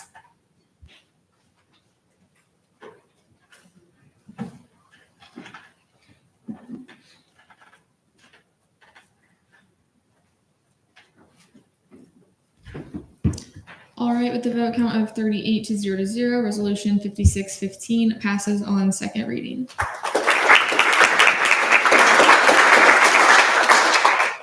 All right, we made really good time. Okay, Senate Dile Colazo. No, I just wanted to like say that really proud of us, really proud of you guys. I know some in the previous meetings, we do, go a little bit longer with internal legislation with back and forth debate. But I feel as though this time around, I think we all had clear, concise debate and questions, and just really proud that we could just get through it. Keep submitting internal legislation. Keep looking at the statutes. I love seeing the bills come into my inbox, and I love advising you guys. So just keep it trucking, Right. Any further forum? Okay. Senate deliberations. All right. Seeing none. Advisories report. Maddie, do you have anything? Sounds good.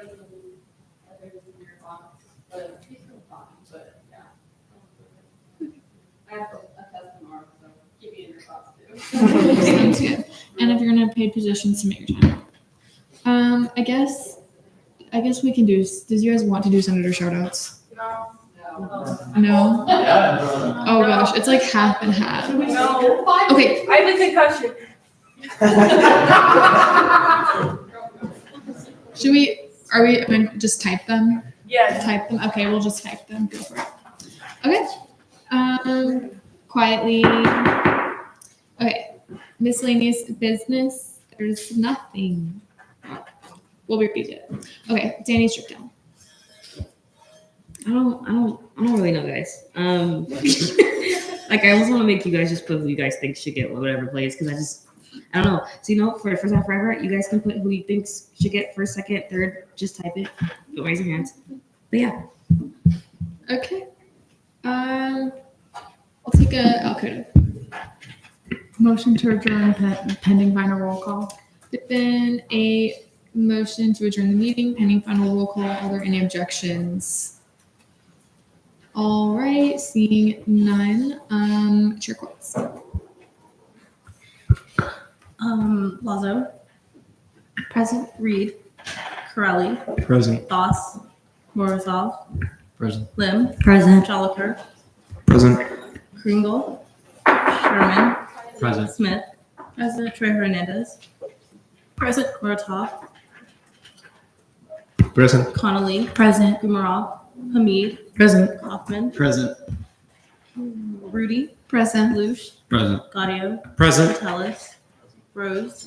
Present. Rickett. Chauhan. Escobar. Present. Naguib. Wanjin. Johnson. Present. Patel. Weiderberg. Present. Green.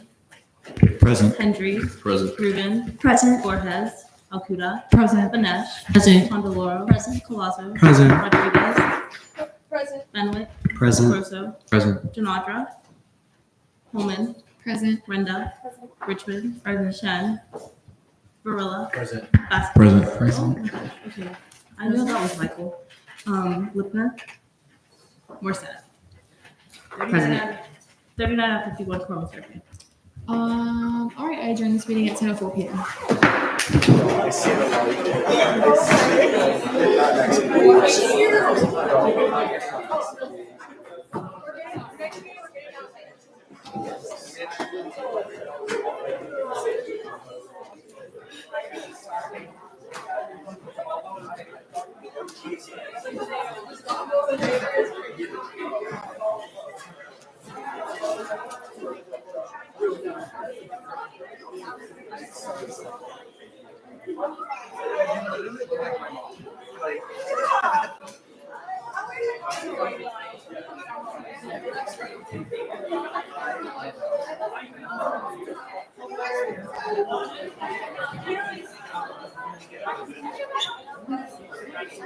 Hilarious.